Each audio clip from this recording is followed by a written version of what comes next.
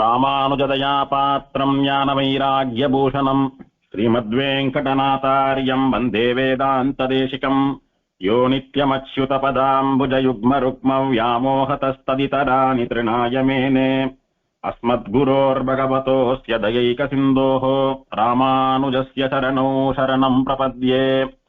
சரணமாகும் தனதாலடைந்தார்கெல்லாம் மரணமானால் வைகுந்தம் கொடுக்கும் பிரான் அரணமைந்த மதில் சோழ் திருக்கண்ணபுரத்தரணியாளன் தனதன்பர்க்கு அன்பாகுமே. 108 திவதேச வைபவங்கள்ல பஞ்ச கிருஷ்ண கஷேத்திரங்களில் ஒன்றான கிருஷ்ணாரண்ய கஷேத்திரம், சப்த புண்ணிய கஷேத்திரம் என்றெல்லாம் புகழப்படுகிற ஸ்ரீமத் கிருஷ்ணபுரின்னு சொல்லக்கூடியதான திருக்கண்ணபுரம் திவதேச வைபவத்தை அனுபவித்துக் கொண்டு வருகிறோம். ஸ்ரீ வைஷ்ணவ சம்பிரதாயத்திலே திவ்யதேசங்களிலே கீழை வீடு என்று விவகரிக்கப்படுகிறதான திவ்யதேசம். ஆச்சரியமா நேத்து எம்பெருமான் மூலவரான நீலமேக பெருமாளை பாதாதிகேசம் அனுபவித்தோம். ஸ்தலபுராணத்திலே இந்திரனுக்கு எம்பெருமான் சேவை சாதித்தபடி எம்பெருமானுடைய திருமேனி லட்சணங்களோடு கூட எம்பெருமானுடையதான சேவையை அனுபவித்தோம். நீலாத்ரிம் இவ திஷ்டந்தம் அப்படின்னு ஒரு கருநீல மலையை போல பெருமாள் சேவை சாதித்தார். கருப்பான மலை, நீளமான மலை, கருநீளமான மலை ஒன்று வந்தது போலே பெருமாள் காம்பீரியமாக சேவை சாதித்தார் அப்படின்னு பார்த்தோம். இந்த நீலாத்ரிம் இவ திஷ்டந்தம் அப்படின்னு சொல்லக்கூடிய பெருமாளுடைய திருமேனி அழகை ஆழ்வார் அப்படியே தமிழ்படுத்துறார். கருவறை போல் நின்றானை கண்ணபுரத்தம்மானை கண்டாள்களோ. கருவறை போல் நின்றானை, பெருமாள் எப்படி நின்றுருக்கிறான் இங்கே? கருவறை, கருப்பான மலை போலே நின்று கொண்டிருக்கிறார். நீலம் அப்படின்னா கருநீலம், கருப்புன்னு அர்த்தம் பொதுவா. நீல அத்ரி, கருப்பு மலை அப்படின்னு ஸ்தல புராணம் வர்ணித்தது, பாத்ம புராணம் வர்ணித்தது. அதையே ஆழ்வார் கருவறை அப்படின்னு தமிழ்ல மங்களாசனம் பண்ணியிருக்கிறார். இப்படி ஆழ்வார்கள் புராணத்தின் படிக்கான தங்களுடைய பகவத் அனுபவத்தையும் பாசுரங்களாலே வெளியிட்டார்கள் அப்படின்னு அனுபவிக்கலாம். கருவறை போல் நின்னானை கண்ணபுரத்தம்மானை கண்டாள்களோ. பெருமாள் மூலவருடைய திருமார்பிலே பிராட்டி அழகா அமர்ந்துருக்கா. மூலவரான திருவேங்கடமுடையானுக்கு திருமலையிலே வலது மார்பிலே பிராட்டி எழுந்தருளி இருப்பது போல இந்த எம்பெருமான் நீலமேகனுக்கும் பிராட்டி எழுந்தருளி இருக்கிறாள். பல அம்சங்களில் திருவேங்கடமுடையான போலவே சேவை சாதிக்கக்கூடியவர். திருவேங்கடமுடையானாட்டமே நெடுமாலே என்று சொல்லும்படி நெடிது உயர்ந்த, நீண்டு உயர்ந்த திருமேனி. திருவேங்கடமுடையானாட்டம் அத்தனை ஒசரம், அத்தனை மிடுக்கு, அத்தனை ஆஜானுபாகமான திருமேனி. திருவேங்கடமுடையானாட்டமே வரதஹஸ்தம், திருவேங்கடமுடையானாட்டமே கட்டிஹஸ்தம், திருவேங்கடமுடையானாட்டமே அதிரூப சுந்தரனாக சேவை சாதிக்கக்கூடிய பெருமாள். திருவேங்கடமுடையானாட்டமே திருமார்பில் திருமேனியிலேயே பிராட்டி எழுந்தருளியிருக்கிறாள். பொதுவா பெருமாளுடைய திருமேனியில திருமார்பு நாச்சியார் அப்படின்னு பதக்கமா சமர்ப்பிக்கிறது வழக்கம். அப்படி பதக்கமே சமர்ப்பிக்கலைன்னாலும் கூட பெருமாளுடைய திருமார்பில பிராட்டி எழுந்தருளி இருக்காள் அப்படின்றதுதான் சத்தியம். இருந்தாலும் நம்ம கண்ணுக்கு தெரியணுன்றதுக்காக ஒரு வெள்ளி பதக்கமோ ஸ்வர்ண பதக்கமோ கல்லிழைத்த பதக்கமோ பிராட்டி எழுந்தருளி இருப்பது போல அப்படி தாமரையில உட்கார்ந்து இருக்கிறது போல சமர்ப்பிக்கிறதுன்றது வழக்கம். குறிப்பிட்ட சில பெருமாள்களுக்கு திருமேனியிலேயே விக்கிரகத்திலேயே பிராட்டி உண்டு. அந்த மாதிரி இந்த எம்பெருமானுக்கும் திருமார்பிலே வலது மார்பிலே பிராட்டி அமர்ந்திருக்கிறபடியினாலே இதிலும் திருவேங்கடமுடையானை ஒத்தவனாக எம்பெருமான் இருக்கிறான். ஆழ்வார்கள் தமிழ் மொழியிலே ஆச்சரியமா திவ்ய பிரபந்தம் எல்லாம் பாடினா, அவ தமிழ் மொழியிலே பாடின பாசுரங்கள் திவ்ய பிரபந்தங்கள் என்றும் அவ பாடினதான தேசங்கள் திவ்ய தேசங்கள் என்றும் வழங்கப்பட்டன. இப்போதான் இந்த மொழி பேசக்கூடியவா அந்த மொழி பேசக்கூடியவான்னு திவதேசங்கள் எல்லாம் பல தேசங்களா பல மாநிலங்களாக பிரிந்து கிடக்கின்றன. அப்போ சோழ தேசம், சேர தேசம், பாண்டிய தேசம் அப்படின்னு எல்லாம் இருந்த காலம். திருவேங்கடம் எல்லாம் நல்ல தமிழ் தேசம். வடக்கே வேங்கடம் முதல் தெற்கே குமரி வரை தமிழ் கூறும் நல்லுலகு அப்படின்னு நம்ம தமிழர்கள்லாம் சொல்லுவா, பூர்வர்கள்லாம். தமிழ் பேசக்கூடிய தமிழ்நாட்டினுடைய வடக்கு எல்லை திருவேங்கடமலை. திருவேங்கடமே தமிழ் தான். ஆழ்வார்கள்லாம் தமிழ்ல பாடினா இன்னைக்கும் தமிழ் பஞ்சாங்கப்படிதான் பெருமாளுக்கு அவதார உற்சவம், திருநட்சத்திர உற்சவம் எல்லாம் நடக்கிறது. வாசிக்கிற பஞ்சாங்கம் எல்லாம் தெலுங்கு பஞ்சாங்கம் வாசிக்கிறாளே ஒழிய, தெலுங்கு ரீதியிலான சாந்திரமான பஞ்சாங்கப்படி எல்லாத்தையும் பண்ணிக்கிறாளே ஒழிய, முக்கியமான அனுஷ்டானங்கள் எந்த வைபவமா இருந்தாலும் தமிழ் பஞ்சாங்கமான சௌரமான பஞ்சாங்கத்தின்படிதான் இன்னும் நடக்கிறது. திருவேங்கடமுடியானுக்கும் சரி, தாயாருக்கும் சரி. அப்படி விசேஷமா தமிழ் கூறக்கூடியதான தேசம். இந்த தமிழ் பேசக்கூடிய தேசத்திலே தமிழர்களான ஆழ்வார்கள் தமிழிலே மங்களாசாசனம் பண்ணி திவதேசம் ஆக்கினாலே இந்த தமிழ் பேசக்கூடிய திவதேசங்கள் அத்தனையும் ஒரு பெரிய ஸ்ரீ வைஷ்ணவ கோட்டையா நினைச்சுட்டோமானா அந்த கோட்டைக்கு 4 திசையிலே 4 யானைகள் 4 சிங்கங்கள் காவல் காக்கிறதுன்ற திக்கஜங்கள் 4 திசையிலே கம்பீரமாக நின்று கொண்டு ஸ்ரீ வைஷ்ணவ கோட்டையை பாதுகாக்கக்கூடிய யானைகள்னு 4 பெருமாளை சொல்றா. மேற்கே ஸ்ரீரங்கநாதன், மேல வீடு ஸ்ரீரங்கநாதன், கிழக்கே திருக்கண்ணபுரம் சபரி பெருமாள், வடக்கே திருவேங்கடமுடையான்னு சொல்லக்கூடிய யானை, தெற்கே திருமாலிருஞ்சோலை கல்லழகர்னு சொல்லக்கூடிய சுந்தரராஜன் அப்படின்னு 4 திக்கஜங்கள் 4 திசையில இருந்துட்டு ஸ்ரீ வைஷ்ணவ கோட்டையை தாங்கிறது. இது 4ம் பெரிய யானை, பெரிய சிங்கம் அப்படின்றா. மத்த கஜங்கள் மிடுக்கான யானைகள் அப்படின்னு சொல்றா. அந்த மாதிரி 4 திக்கஜங்கள்ல ஒரு திக்கஜமாக இருக்கக்கூடியவன் இந்த எம்பெருமான். அதே மாதிரி கீழ வீடு மேல வீடு நடுவீடுன்னு 3 சொல்றது உண்டு. அதுல கீழ வீடு ஸ்ரீரங்கம், மேல வீடு ஸ்ரீரங்கம், கீழ வீடு திருக்கண்ணபுரம், நடுவீடு திருக்குடந்தை. இப்படி பல அம்சங்களிலும் பல விசேஷமான அம்சங்களிலும் இந்த எம்பெருமானுக்கு பங்கு உண்டு. அதே மாதிரி நிறைய ஆழ்வார்களாலே மங்களாசாசனம் பண்ணப்பட்ட திவ்யதேசம் அப்படின்ற வரிசையில திருவரங்கம், திருமலை, திருக்குடந்தை அப்படின்னு எல்லாம் வருது. திருக்குடந்தை 7 ஆழ்வார்களாலே மங்களாசாசனம் பண்ணப்பட்ட திவ்யதேசம். அதுக்கு அடுத்தபடியா 5 ஆழ்வார்களாலே மங்களாசாசனம் பண்ணப்பட்ட திவ்யதேசம் என்கிற பெருமையை உடையது திருக்கண்ணபுரம். அதே மாதிரி திருமங்கை ஆழ்வார் அதிக அளவிலான பாசுரங்களை பாடினது இந்த எம்பெருமானுக்கு. பெரிய திருமொழியிலே 8ஆம் பத்து முழுக்க இந்த பெருமாளுக்குன்னே ஒரு பதிகம். 100 பாசுரங்கள், 8:1 8:10 வரைக்கும் 100 பாசுரங்கள். ஒரு 10 ஒரு சாப்டர் அப்படியே ஒரு பெருமாளுக்கு ஆழ்வார் பாடியிருக்கேன்னு சொன்னா அந்த பெருமை ஆளாளப்பட்ட ஸ்ரீரங்கநாதனுக்கும் கிடையாது, திருவேங்கடமுடையானுக்கும் கிடையாது, இவருக்கு மட்டும்தான் உண்டு. இந்த எம்பெருமான் மூலவர் அவருடைய திருமேனியிலேயே பெருமாளுடைய வஸ்திரம் உத்திரியம் எல்லாம் ரொம்ப ஆச்சரியமா சேவை சாதிக்கும்படியான திருமேனி பெருமாளுடையது. பெருமாள் சாத்தி கொண்டிருக்கிற சேலைக்கு, சேலை அப்படின்னா புடவைன்னு நாம நினைச்சுக்கிறோம். பொதுவா சேலை அப்படின்னா வஸ்திரம் அப்படின்னு அர்த்தம். மழையில பெருமாள் எழுந்தருள்றச்செல்லாம் பெருமாளுக்கு மேல ஒரு புடவையாட்டமா போத்துவா. அதற்கு மெழுகு சேலைன்னு பேரு. அப்படின்னா ஜலம் உள்ள இறங்காது. அந்த மாதிரி சேலைன்னா பொதுவா வஸ்திரம்னு அர்த்தம். பெருமாள் மூலவர் திருமேனியில விக்கிரகத்திலேயே இருக்கக்கூடியதான வஸ்திரத்திற்கு, பீதாம்பரத்திற்கு திருக்காம்பன் சேலை அப்படின்னு பேர் சொல்றார். அப்படின்னா பொன் வேலைப்பாட்டோடு கூட விசிறி மடிப்பு போல இருக்கக்கூடியதான சேலைன்னு சொல்றார். பொதுவா நம்ம எல்லாம் வேஷ்டி எடுத்து தட்டாடையாவோ கச்சமாவோ உடுத்திக்கிறோமா, அந்த மாதிரி பெருமாள் அந்த பட்டு வஸ்திரத்தை விசிறி மடிப்பாட்டமா பண்ணி ஆச்சரியமா உடுத்திண்டு அங்கங்க ஸ்வர்ண வேலைப்பாடோடு கூட வசந்த வஸ்திரமா பட்டு பீதாம்பரமா ஸ்வர்ண பீதாம்பரமா சாத்தின்னு இருக்கார். அப்படியே அழகா இருக்கக்கூடிய பெருமாளை மூலவருக்கு அருகே தண்டக ரிஷின்னு சொல்லக்கூடிய ஒரு ரிஷி இருந்து பெருமாளை சேவிச்சுட்டு இருக்கார். மூலவருக்கு எதிர்பக்கமா கருடன் இருந்து பெருமாளை சேவிச்சுட்டு இருக்கார். கருடனுக்கும் இந்த எம்பெருமானுக்கும் நிறைய சம்பந்தம் உண்டு. கருடன் இந்த க்ஷேத்திரத்துல வந்து தபஸ் பண்ணி எம்பெருமான சேவித்திருக்கிறான், எம்பெருமானோட உரையாடி இருக்கிறான். எம்பெருமான் விசேஷமா கருடனை இங்க அனுகிரகிச்சிருக்கார். கருடனுடைய பிரார்த்தனைப்படி கருடன் பக்கத்திலேயே இருந்து பெருமாளை சேவிச்சுருக்கான்னு சொல்லக்கூடிய அளவிற்கு ஸ்தலபுராணத்தில் அனுபவிக்கலாம். கருடனுக்கும் இந்த பெருமாளுக்கும் நிறைய சம்பந்தம் உண்டு. இந்த கருடன், இந்த தண்டக ரிஷி, இவாளுடைய திருமேனி அமைப்பு ரொம்பவும் ஆச்சரியமான திருமேனி அமைப்பு. இவா 2 பேருடைய திருமேனியை ஒத்து சேவிச்சோமானா திருமேனியிலே சதை, நரம்பு, கணுக்கால், இடுப்பு, பாதம், மார்பு அப்படின்னு ஒரு அம்சமும் நிஜமாவே மல்யுத்த வீரர்களாக இருக்கக்கூடிய மனுஷால நேர்ல பார்ப்பது போன்ற ஒரு அனுபவத்தை தரும். அத்தனை ஆச்சரியமா சிற்பிகள் பார்த்து பார்த்து செதுக்கின இயற்கை எழில் மிகுந்த சிற்பங்களாக இவா இருக்கா. இப்படி பெருமாள் திருமேனியை சேவிக்க முடியும். ஏன்னா திவதேசத்திலே கர்ப்ப கிரகத்தில் இருக்கக்கூடிய மூலவர் பிரதானமானவரானபடினாலே அவர் திருமேனியில நன்ன நுணுக்கங்களை காட்டணும். பெருமாளை சேவிக்கிறச்ச பிரத்யட்சமா பெருமாளை நேர சேவிக்கிறது போல இருக்கணும் அப்படின்ற எண்ணத்துல பார்த்து பார்த்து நூத்து பெருமாளை வடிக்கிறது உண்டு சிற்பிகள்லாம். உதாரணமா திருப்பாடகம் திவதேசத்திலே பாண்டவதூத பெருமாளை போய் சேவிச்சோமானா அப்படியே சாட்சாத்தா பெருமாள் விஸ்வரூபம் எடுத்து உட்கார்ந்து இருக்கிறத நாம நேர பிரத்யட்சமா நின்று சேவிச்சுட்டு இருக்கிறது போல ஒரு மயிர் கூச்சல் ஏற்படும், மயிர் சிலிர்ப்பு ஏற்படும்.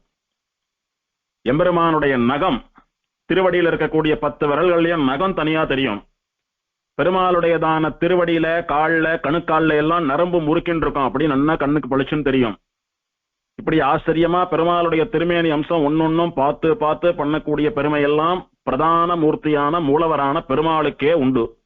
ஆனால் பிரத்யக்ஷகாராலா பெருமாளை பிரத்யக்ஷமா சேவிச்சவாளான கருடனுக்கும் தண்டக ரிஷிக்கும் இப்படி ஒரு திருமேனி அமைப்பு இருக்கக்கூடியது ரொம்பவும் ஆச்சரியமான சேவை. பெருமாள் எழுந்தருளி இருக்கக்கூடிய கர்ப்ப கிரகத்துக்கு வெளியே அர்த்த மண்டபம், திருப்பள்ளியறை அப்படின்னு சொல்லக்கூடியதான மண்டபம். அங்கதான் பெருமாள் ராத்திரியில திருப்பள்ளின்னு சொல்லக்கூடியதான கட்டிலே மன்சத்திலே ஊஞ்சல்ல சயனித்துக் கொள்வார் பெருமாள். அந்த திருப்பள்ளி கட்டில் போடக்கூடிய இடத்தை சுத்தி எல்லா பக்கமும் 4 திசைகள், 4 உபதிசைகள்னு சொல்லக்கூடிய 8 பக்கத்திலும் சுவத்துல கண்ணாடி பொருத்தி இருக்கா. அதனால எந்த பக்கம் திரும்பி பார்த்தாலும் பெருமாளை சேவிக்கக்கூடியதான பாக்கியம் ஏற்படுகிறது. அப்படியே சுத்தி பார்த்தோமானா பல பெருமாள்கள் சேவை சாதிக்கிறது போல ஒரு அனுபவம். தாள்களாயிரத்தாய், தோள்களாயிரத்தாய், துணை மலர் கண்களாயிரத்தாய், முடிகளாயிரத்தாய் அப்படின்னு பெருமாளுக்கு ஒன்னொன்னு 1000ன்னு சொல்லிட்டே போனார் ஒள்ளிய நம்மாழ்வார். அந்த மாதிரி 1000 பெருமாள்களை சேவிப்பது போன்ற ஒரு அனுபவம். கண்ணாடியினுடைய எந்த சின்ன பீஸ்ல பார்த்தாலும் பெருமாள் சேவை சாதிக்கிறார். 4 கண்ணாடின்னா ஒரே சமயத்துல 4 பெருமாளை சேவிக்கிறது போல ஒரு அனுபவம். இப்படி எம்பெருமான் சர்வம் என்னுடைய மயம்தான், நிற்கின்றதெல்லாம் நெடுமால் தான், நான் தான் அப்படின்னு காட்டுறது போல இந்த அமைப்பு ரொம்ப ஆச்சரியமான ஒரு அனுபவம். இந்த க்ஷேத்திரம் பாத்ம புராணம்னு சொல்லக்கூடிய பத்ம புராணத்தாலே 16 அத்தியாயங்களாலே வர்ணிக்கப்பட்டுள்ள உத்தமமான ஸ்தல புராணம். ஒரே புராணத்தில் 16 அத்தியாயங்கள் இருக்கிறதெல்லாம் ரொம்ப உத்தமமான க்ஷேத்திரங்களுக்கே அமைந்ததான பெருமை அது இதுக்கு உண்டு. இப்படி புராணத்தினாலும் பெருமை பெற்ற வசந்த க்ஷேத்திரமாக திகழ்கிறது. இந்த எம்பெருமான் நீலமேக பெருமாள்னு சொல்லக்கூடிய சௌரிராஜன் கிருத்தயுகத்தினுடைய ஆரம்பத்திலே சித்திரை மாசம் பௌர்ணமி திதி ஹஸ்த நட்சத்திரம் திங்கட்கிழமை சாயங்கால வேளையில் ஸ்ரீவைகுண்டத்திலிருந்து அவதாரம் பண்ணி இங்கே எழுந்தருளியிருக்கிறான்னு புராணம் வர்ணிக்கிறது. பெருமாள் ஸ்ரீவைகுண்டத்திலிருந்து திருக்கண்ணபுரத்திற்கு வந்து சேர்ந்த நாள் பெருமாளுடைய அவதார தினம் சித்ரா பௌர்ணமியும் ஹஸ்த நட்சத்திரமும் கூடிய நன்னாள். இன்னைக்கும் வருஷா வருஷம் சித்ரா பௌர்ணமியும் அஸ்தமும் கூடிய நன்னாளிலே எம்பெருமானுக்கு விசேஷமாக அவதார உற்சவம் அனுஷ்டிக்கப்படுகிறது. மாசா மாசம் அஸ்த நட்சத்திரம் பெருமாளுடைய நட்சத்திரமானபடியினாலே தேவ பெருமாளை போல இவருக்கும் அஸ்தமானபடியினாலே பெருமாளுக்கு புறப்பாடு ஆஸ்தானம் எல்லாம் உண்டு. இது அஷ்டாட்சர மகாமந்திர சித்தி க்ஷேத்திரம்னு பார்த்தோம். அஷ்டாட்சர மந்திரத்தை உபதேசம் வாங்கிக்கிறது, அந்த மந்திரத்தை முறைப்படி ஜபிக்கிறதுன்றது வேற. திருவஷ்டாட்சர ஜபம் என்பது வேறு.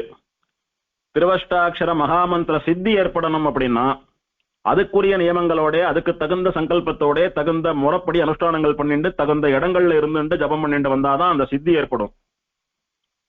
அந்த மாதிரி பல க்ஷேத்திரங்களிலே திருவஷ்டாட்சர மகாமந்திரத்தை ஜபித்து சித்தி பெற்றிருக்கிறார்கள்.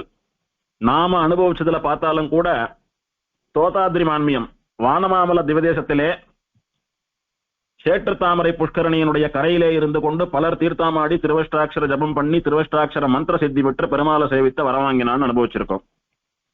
திருக்குறுங்குடியிலே பல பேர் திருவஷ்டாட்சர மந்திர ஜபம் பண்ணியிருக்கார். திருக்குழந்தையிலே பொற்றாமரை கலையிலே ரிஷி பண்ணினார். இப்படி பல இடங்கள்ல திருவஷ்டாட்சர மந்திர சித்தியை பெறலாம். இங்க மட்டும்தான் பெற முடியும்னு கிடையாது. குறிப்பா திருமந்திரம் அவதாரம் பண்ணின பத்ரிகாசிரமம்னு சொல்லக்கூடிய பத்ரிநாத்லையும் அஷ்டாட்சர மகாமந்திர சித்தி பெற்றவா பலர் உண்டு. ஆனால் இந்த க்ஷேத்திரம் விசேஷமா அஷ்டாட்சர மகாமந்திர சித்தி க்ஷேத்திரம்னு சொல்வதற்கு 2 காரணம். ஒன்னு, பெருமாள் 8 ஸ்வயம்யக்த க்ஷேத்திரங்களை 8 முக்தி க்ஷேத்திரங்களை சொல்லி இந்த 8 இடங்களிலும் நான் எப்போதும் இருக்கிறேன், திருவஷ்டாட்சர மந்திரத்தில் இருக்கக்கூடிய ஒரு அக்ஷரத்தினுடைய ஸ்வரூபமா ஒரு இடத்துல இருக்கேன்னு சொன்னார். அதே பெருமாள் விசேஷமா திருக்கண்ணபுரத்திலே, இல்ல நல்லா புரிஞ்சுக்கணும், அந்த 8 க்ஷேத்திரங்கள் சொன்னாரோன்னு அதுல திருக்கண்ணபுரமே கிடையாது. அந்த 8 க்ஷேத்திரங்களான ஸ்வயம்யக்த க்ஷேத்திரங்கள் முக்தி க்ஷேத்திரங்கள்னு சொல்லக்கூடிய 8லும் இல்லாத ஒரு திருக்கண்ணபுர க்ஷேத்திரம். அங்க பெருமாள் அந்த 8 ஊர்லயும் இல்லாதபடிக்கு ஒட்டுமொத்த திருவஷ்டாட்சர மகாமந்திரத்தினுடைய ஸ்வரூபமா நான் சேவை சாதிக்கிறேன்னு சொல்றாருன்னா அந்த 8 க்ஷேத்திரங்களை விடவும் இது வசந்த க்ஷேத்திரம் அர்த்தமாறுது. அஷ்டாட்சர மகாமந்திரத்தினுடைய அதி தேவதையான பெருமாள் அந்த மந்திர ஸ்வரூபியாவே நின்று சேவை சாதிக்கிறேன்னு அவரே சொன்னதுனால இங்க மாதிரி விசேஷமான மந்திர சித்தி எங்கும் ஏற்படாதுன்றது ஒண்ணு. ரெண்டாவது, அஷ்டாட்சர மகாமந்திர சித்தி பெறணும்னா அதுக்குன்னு தனியா நியம நிஷ்டைகள்லாம் உண்டு. அந்த முறைப்படி தீவிரமான தபஸ்தாட்டமா அதை பண்ணினாதான் அந்த மந்திர சித்தி ஏற்படும். எங்கே வேறு க்ஷேத்திரங்களிலே, இந்த திருக்கண்ணபுரத்திலே மட்டும் கேவலம் அஷ்டாட்சர மந்திரத்தை தொடர்ந்து ஜபிச்சுண்டு வந்தாலே போரும், அஷ்டாட்சர மகாமந்திர சித்தி ஏற்பட்டு விடும் அப்படின்னு சொல்லக்கூடியது இன்னொரு பெருமை. நித்தியப்படி ஆத்துல என்ன பண்றோமோ அதையே பண்ணினா போரும். தினம் நித்திய புஷ்கரணி ஸ்தானம், தினம் உத்பலாவதக விமானத்தினுடைய சேவை, தினம் சபரி பெருமாளுடைய சேவை, அதோடு கூட நியத்தமா எல்லா காலங்கள்லயும் திருவஷ்டாட்சர மகாமந்திரத்தை நித்திய புஷ்கரணி கரையிலோ உத்பலாவதக விமான நிழல்லையோ உட்கார்ந்து ஜபிச்சுட்டு இருந்தாலே போரும். கேவலம் ஜப மாத்திரத்தினாலேயே மந்திர சித்தி ஏற்படுத்தக்கூடிய க்ஷேத்திரம் அப்படின்ற பெருமை இரண்டாவது பெருமை. இந்த க்ஷேத்திரத்திலே திருவஷ்டாட்சர மந்திர உச்சாரண மாத்திரத்தினாலே பலனை பெறலாம் அப்படின்னு புராணம் தெரிவிக்கிறது. அப்படி ஒரு விசேஷமான அஷ்டாட்சர க்ஷேத்திரம் இது. அதனாலதான் இந்த எம்பெருமானிடத்துல திருமந்திரத்தை உபதேசமா வாங்கிக்கணும், திருமந்திரத்தினுடைய அர்த்தத்தை விசேஷமா கேட்கணும் அப்படின்றதுக்காக பல பக்தர் சிகாமணிகளான பாகவதாள்லாம் பெருமாளை சேவித்து பிரார்த்திச்சு உபதேசமா வாங்கிட்டு இருக்கா. இந்த பெருமாள் யார் யாருக்கெல்லாம் திருமந்திரத்தை உபதேசிச்சிருக்காரு அப்படின்னா, உபரி சரவசூன்னு சொல்லக்கூடிய வசந்த ராஜா, விஷ்ணு பக்தனான பரம பாகவதனான ராஜா, அந்த உபரி சரவசுவிற்கு எம்பெருமான் திருமந்திரத்தை உபதேசம் பண்ணியிருக்கிறார். அவனுடைய பெண்ணான பத்மினின்னு சொல்லக்கூடிய தாயாரத்தான் பெருமாள் கல்யாணம் பண்ணிட்டார். ஒரு விதத்துல பெருமாளுக்கு மாமனார் இந்த உபரி சரவசு. ஒரு சோழராஜா, ஒரு பாண்டிய ராஜா, கருட பர்வதம்னு சொல்லக்கூடிய ஒரு மலை, அந்த மலை கிழக்கு சமுத்திரம்னு சொல்லக்கூடியதான திருக்கண்ணபுரத்துக்கு அருகே இருக்கக்கூடிய சமுத்திரத்திலே மூழ்கி போன மலை. அந்த மலைக்கு மேல நின்று கருட பகவான் திருவஷ்டாட்சர மந்திரத்தை ஜபித்து பெருமாளை பிரத்யட்சமா சேவித்து தபஸ் பண்ணின இடம். கருடன் திருவடிப்பட்ட மலையானபடியினால கருட பர்வதம்னு பேரு. கருடனுடைய திருவடிப்பட்ட உடனே அந்த மலைக்கும் எம்பெருமான் மேல விசேஷமான பக்தி ஏற்பட்டு, இப்படி வசந்த மந்திரத்தை இத்தனை காலம் ஜபித்து பெருமாளையே நேர சேவித்தாரே, நாமளும் அதை பண்ணணும் அப்படின்னு அந்த கருட பர்வதமானது பெருமாளை மனசார நினைச்சுண்டு பிரார்த்திக்கிறது.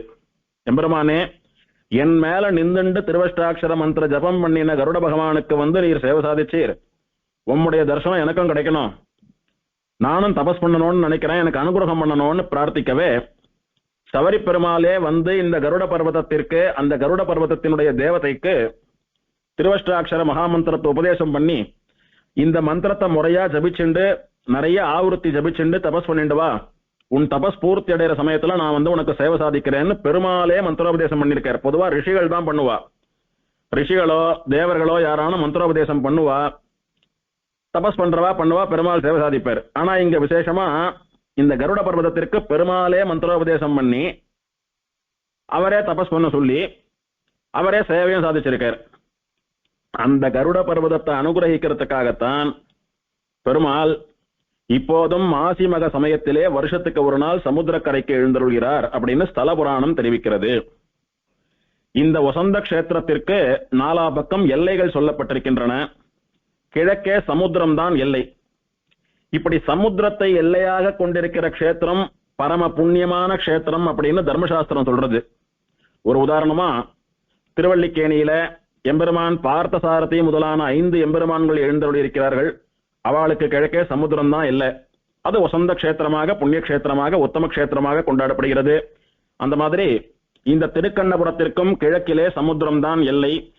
தெற்கிலே காக்கு தீர்த்தம்னு சொல்லக்கூடியதான ஒரு புண்ணிய தீர்த்தம், அது ஒரு நதி. மேற்கிலே திருச்சேரை என்று சொல்லக்கூடிய சாரநாதனுடைய திவ்யதேசமான சார புஷ்கரணி கரையிலே அமைந்திருக்கக்கூடிய சாரக்ஷேத்திரம் மேற்கு எல்லை. வடக்கு எல்லை எதுன்னா கங்கையில் புனிதமாய காவிரி ஆறு. ஒரு பக்கம் சமுத்திரம், ஒரு பக்கம் காக்கு தீர்த்தம்னு சொல்லக்கூடியதான நதி, ஒரு பக்கம் சாரக்ஷேத்திரமான திருச்சேர திவதேசம், ஒரு பக்கம் காவிரி ஆறு அப்படின்னு 4 புண்ணியமான இடங்களை 4 பக்கம் கோட்டை போல எல்லைகளாக கொண்டிருக்கிறது இந்த உத்தமமான திவதேசம். இந்த 4த்துக்கும் ஒரு பெருமை என்னன்னா, இதை சுத்தி இருக்கக்கூடிய தேசங்கள் எல்லாம் புண்ணியமான பூமி அப்படின்னு தர்மசாஸ்திரமும் புராணமும் சொல்றது. அப்படி இருக்கிறச்ச இது நாலு பக்கம் எல்லையா இருக்கு, நடுவுல இருக்கிற க்ஷேத்திரமும் சப்த புண்ணிய க்ஷேத்திரம்னு சொன்னா அந்த இடத்தினுடைய பெருமையை சொல்ல முடியுமா? அனுபவிச்சாதான் புரியும். அப்படி உத்தமமான க்ஷேத்திரம் இந்த கிருஷ்ணாரண்யம். அதனால இதனுடைய பெருமைகளை தெரிஞ்சின்ற ரிஷிகள் பல பேர் இங்க தபஸ் பண்ணிட்டு வந்தா, இன்னமும் சூக்ஷ்ம ரூபிகளா பல ரிஷிகள் இங்க தபஸ் பண்றான்னு ஸ்தலபுராணத்துல பெருமாள் சாதிக்கிறார். பல ரிஷிகள் இங்கே திருவஷ்டாட்சர மகாமந்திரத்தை ஜபித்துக் கொண்டு பெருமாளை பிரத்யட்சமா சேவித்து வரம் வாங்க வேண்டும் அப்படின்னு தொடர்ந்து தபஸ் பண்ணிட்டே வரா. அப்போ விகடாட்சன் சொல்லக்கூடிய ஒரு கிரூரமான அசுரன் அவன் என்ன பண்றான், அப்படியே விலங்குகளா மிருகங்களா மாறி தன்னை சேர்ந்த அரக்காலோடு கூட இந்த ஊருக்கு வந்து தபஸ் பண்ணிட்டு இருக்கிற ரிஷிகளை எல்லாம் கொன்னு சாட்டுறான். அப்படி இம்சை பண்ணிட்டு வரச்ச தபஸ் பண்ணிட்டு இருக்கிற ரிஷிகள் எல்லாம், உன்னுடைய அடியார்களான நாங்கள்லாம் தபஸ் பண்ணிட்டு இருக்கோம், எங்களை இந்த மாதிரி பிடிச்சு சாப்பிடுறதுக்காக இவன் வந்துட்டு இருக்கான், அவனிடத்துல இருந்து நீதான் எங்களை ரட்சித்து நல்லபடியா தபஸை பூர்த்தி பண்ணி வைக்கணும் அப்படின்னு பிரார்த்திக்கிற. உடனே பெருமாள், என் மந்திரத்தை சொல்லி என்ன நோக்கி தபஸ் பண்ணிட்டு இருக்கிற ரிஷிகளை என் கஷேத்திரத்திலேயே வந்து சம்ஹாரம் பண்ணி சாப்பிடக்கூடிய அளவுக்கு தைரியம் உனக்கு எங்கே இருந்து வந்ததுன்னு சொல்லி தன்னுடைய சக்கரத்தை பிரயோக சக்கரமா திருப்பி எம்பெருமான் அந்த விகடாட்சன் சொல்லக்கூடிய அசுரனையும் அவனை சேர்ந்த மத்த அசுராலையும் சம்ஹாரம் பண்ணி ரிஷிகளை எல்லாம் அவளிடத்துல இருந்து காப்பாத்தினார், ரட்சித்தார். அவ தொடர்ந்து தபஸ் பண்ண ஆரம்பித்தா. அப்போ அந்த ரிஷிகள் எல்லாம் பிரார்த்திச்சுண்டா, எம்பெருமானே ரொம்ப உத்தமமான புண்ணிய கஷேத்திரம் இது, ரொம்பவும் உத்தமமான புண்ணிய பூமி, திருவஷ்டாட்சர மகாமந்திர சித்தி கஷேத்திரம் இது. ஆனபடியினாலதான் நாங்கள்லாம் வந்து இங்க தபஸ் பண்ணிட்டு இருந்தோம். நடுவுல எங்களுக்கு இந்த அசுரனால ஒரு ஹிம்சை ஏற்பட்டது, அந்த ஆபத்துல இருந்தும் தேவரீர் தான் ரட்சித்தது. இது இதோட போயிடக்கூடாது. இனி இவனை போல வேற யாரானும் கூட வரலாம். இவன் வந்தான், இவனையும் இவனை சேர்ந்தவாலையும் தேவரீர் சம்ஹாரம் பண்ணிவிட்டீர். இவனை போல இன்னும் யாரானும் மோசமானவா வந்தாலானா அவளிடத்துல இருந்து எங்களை ரட்சிக்கணும். அதனால தேவரீர் சக்கரத்தை பழையபடி வச்சுக்காம இந்த பிரயோக சக்கரமாவே வச்சுட்டு சேவை சாதிக்கணும். இத பார்த்த மாத்திரத்துல ஏற்கனவே அசுரால் பெருமாளால சம்ஹரிக்கப்பட்ட கதையை கேள்விப்படுறவா, பெருமாளுடைய சக்கரம் அதி உஷ்ணமா பிரயோக சக்கரமா சுத்தின்றே இருக்கிறத பாக்குறவா பயந்து எங்களுக்கும் இன்னும் பல அடியார்களுக்கும் எந்த இன்னலும் விளைவிக்காமல் இருப்பார்கள் அப்படின்னு பிரார்த்திக்கவே, அந்த ரிஷிகளின் பிரார்த்தனைப்படி எம்பெருமான் அப்படியே பிரயோக சக்கரத்தோடைய கூட இன்றும் சேவை சாதிக்கிறான்னு சொல்லக்கூடியது அடியார்களை விரைந்து ரட்சிப்பதற்கு சித்தமாக இருக்கக்கூடிய பெருமாள் அப்படின்றத காட்டுறது. பெருமாள் உற்சவருக்கு சௌரிராஜன் அப்படின்னு திருநாமம். சௌரிராஜன், சௌரி பெருமாள், சவரி பெருமாள் அப்படின்னு எல்லாம் பெருமாளுக்கு விசேஷமா திருநாமம். உற்சவரும் ரொம்ப ஆச்சரியமான அழகான திருமேனி உற்சவருக்கும். மூலவரை போலவே அதிரூப சுந்தரன். பெருமாளுக்கு 4 திருக்கரங்கள், மேல் 2 திருக்கரங்களாலே சங்கத்தையும் பிரயோக சக்கரத்தையும் மூலவராட்டமே பிடிச்சிருக்கார். கீழே 2 திருக்கரங்களில் கீழே வலது திருக்கரம் தன் திருவடியை காட்டிக் கொண்டிருக்கக்கூடிய வரதஹஸ்தமாக இல்லாமல் தானம் வாங்கி கொள்ளக்கூடிய தானஹஸ்தமாக ஆதான ஹஸ்தமாக இருக்கிறது. என்ன தானம் பெருமாள் வாங்கிக்கிறார் அப்படின்னா, இந்த க்ஷேத்திரத்திலே பெருமாளுடைய பரம பக்தனும் பாகவதனுமான உபரிசரவசோன்னு சொல்லக்கூடிய ராஜா, பெருமாளிடத்திலேயே திருவஷ்டாட்சர மந்திரோபதேசம் பெற்றுக்கொண்ட மகானுபாவன், அவனுடைய பெண்ணான பத்மினின்னு சொல்லக்கூடிய பெண்ணை பெருமாள் ஆண்டாளை திருமணம் செய்து கொண்டது போல காதல் திருமணமாக கல்யாணம் பண்ணிக் கொள்கிறார். அந்த பத்மினின்னு சொல்லக்கூடிய பெண்ணை உபரிசரவசோனிடத்திலிருந்து தானம் வாங்கி கொள்ளக்கூடிய ஆதான ஹஸ்தம், பத்மினி தாயாரை கன்னியகாதானம் பெற்றுக் கொள்ளக்கூடிய அஸ்தமா தானஸ்தமா வச்சுருக்கார் பெருமாள். பத்மினி தாயார்னு சொல்லக்கூடிய தன்னுடைய பொண்ணை பிடிச்சு பெருமாள் கையில கொடுத்து கன்னியகாதானம் பண்ணி கொடுக்கிறார் உபரிசரவசு. அதை ஏத்துக்கிற ஸ்வீகரிக்கிற நிலையிலே பெருமாள் ஆதானஸ்தத்தோடு எழுந்தருளி இருக்கிறார். இடது திருக்கையை வழக்கம் போல மூலவராட்டமா கட்டியஸ்தமா என் திருவடிகளிலே சரணாகதி பண்ணவாளுக்கு இந்த சம்சாரம் இடுப்பளவுதான் அப்படின்னு சொல்வது போல எழுந்தருளி இருக்கிறார். விலட்சணமான திருவடிகளை நமக்கு காட்டிக்கொண்டு இந்த திருவடிகளில் சரணாகதி பண்றவாளுக்கு சர்வ பலன்களும் மோட்சமும் கிடைக்கும்னு சொல்வது போல பெருமாள் எழுந்தருளி இருக்கிறார். இந்த பெருமாளுடையதான திருமேனி அழகு அப்படி நம்முடைய மனசை உருக்கக்கூடியது. கண்டவர் தம்மனம் வழங்கும் கணபுரத்தென் கருமணியே, பார்க்கிறவாளுடைய மனசு அப்படியே உருக்கக்கூடியதான திருமேனி பெருமாளுடையது. ஒரு பெருமாள் ஒரு அழகு. இந்த பெருமாள் எந்த பெருமாளாட்டமா இல்லாம இவருக்குன்னு ஒரு தனி அழகு. விசேஷமா பெருமாளுடைய திருமுக மண்டலம் எல்லாம் அப்படி பச்சிலங்குழந்தையாட்டம் சேவை சாதிக்கக்கூடிய உத்தமமான திருமுகமண்டலம், ரொம்ப பிராச்சீனமான பெருமாள், பழையுகத்து பெருமாள். அந்த பழையுகத்து பெருமாள் அப்படின்றதுக்கான தழும்புகள் அடையாளங்கள்லாம் பெருமாள் திருமேனியிலே காணப்படும். விசேஷ நாள்கள்ல பெருமாள் செங்கோல் எல்லாம் சாத்திப்பார். செங்கோலுடைய திருவரங்க செல்வனார்னு சொன்னது போல செங்கோலை எல்லாம் சாத்திக் கொண்டு பெருமாள் சேவை சாதிக்கக்கூடியதும் ஒரு அழகு. பெருமாளுக்கு சௌரிராஜன் அப்படின்னு ஒரு பேரு, சவரிராஜன், சவரி பெருமாள்னு ஒரு பேரு. சௌரிராஜன்னா என்ன அப்படின்னா சௌரி என்கிற ராஜா. சௌரின்னு கிருஷ்ணனுக்கு பேர். கிருஷ்ணனுடைய திருத்தகப்பனாரான வசுதேவருக்கு சூரன்னு பேரு. சூரனுடைய குமாரனுக்கு சௌரின்னு பேரு. சூரன் வசுதேவர், சூரனுடைய பிள்ளையான சௌரி, சூரபுத்திரன் கண்ணன். ஆக சௌரி என்பது கண்ணனுடைய திருநாமம். சௌரின்னு சொல்லக்கூடிய ராஜா அப்படின்னா கண்ணன் என்கிற தெய்வம். கிருஷ்ணன் சொல்லக்கூடிய துவாரகாதீசனான ராஜா. இது கிருஷ்ணாரண்யமானபடியினாலே, பஞ்சகிருஷ்ண கஷேத்திரங்கள்ல ஒன்னானபடியினாலே, திரு கண்ணபுரமானபடியினாலே பெருமாள் கண்ணன் சௌரிராஜன். சௌரிராஜன் அப்படின்னா கண்ணன். இந்த எம்பெருமான் கண்ணனாக மட்டுமல்லாமல் வாமனனாகவும் ஆழ்வார்களாலும் ஆண்டாளாலும் அனுபவிக்கப்பட்டான். இது எதை வச்சு அப்படின்னா, கிருஷ்ணக்ஷேத்திரம் கண்ணபுரம்னு சொல்லி இருக்கு, பெருமாள் கண்ணன் திருநாமம், அதனால கண்ணன்றது சரி. எப்படி வாமனன் அப்படின்னா, ஆண்டாள் பாசுரம் பொல்லா குரலுருவாய் பொற்கையில் நீரேற்று அப்படின்னு சொல்லி கண்ணபுரநகர் வாட்டமின்றி மகிழ்ந்துரை வாமனன் சொல்ற ஆண்டாள். காட்டில் வேங்கடம் கண்ணபுரநகர் வாட்டமின்றி மகிழ்ந்துரை வாமனன். வாமன அவதாரத்துல மகாபலியினுடைய யஜ்ஞ வாட்டிகைக்கு பெருமாள் போனான். போன போது மகாபலியை திருத்தி பணி கொள்ள வேண்டும் அல்லது மகாபலியினிடத்திலிருந்து தேவர்களை ரட்சிக்க வேண்டும் என்பதற்காக பெருமாள் அங்க போனான். போன போது நிறைய உரையாடல் சம்வாதம் எல்லாம் நடந்தது பெருமாளுக்கும் மகாபலிக்கும்.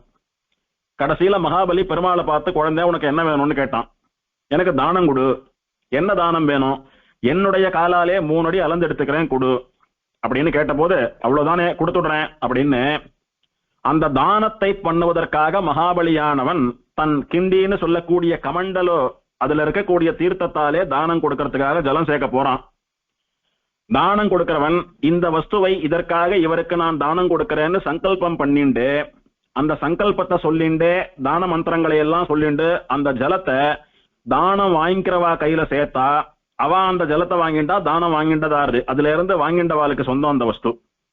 அந்த மாதிரி மகாபலியானவன் ஜலம் சேர்த்து தானம் பண்ணுகிற போது அந்த தானத்தை வாங்கிக் கொள்வதற்காக ஆதான ஹஸ்தமாக வைத்துக் கொண்டிருந்தானோ இல்லையோ, அந்த காட்சியை ஆழ்வார்கள் நினைச்சு பார்க்கிறா. ஆழ்வார்களுக்கு ஒரு பெருமை என்னன்னா, அர்ச்சாவதார பெருமாளை பாடுறச்ச அவளுக்கு விபவாவதார பெருமாளும் ஞாபகம் வந்துடுவார்.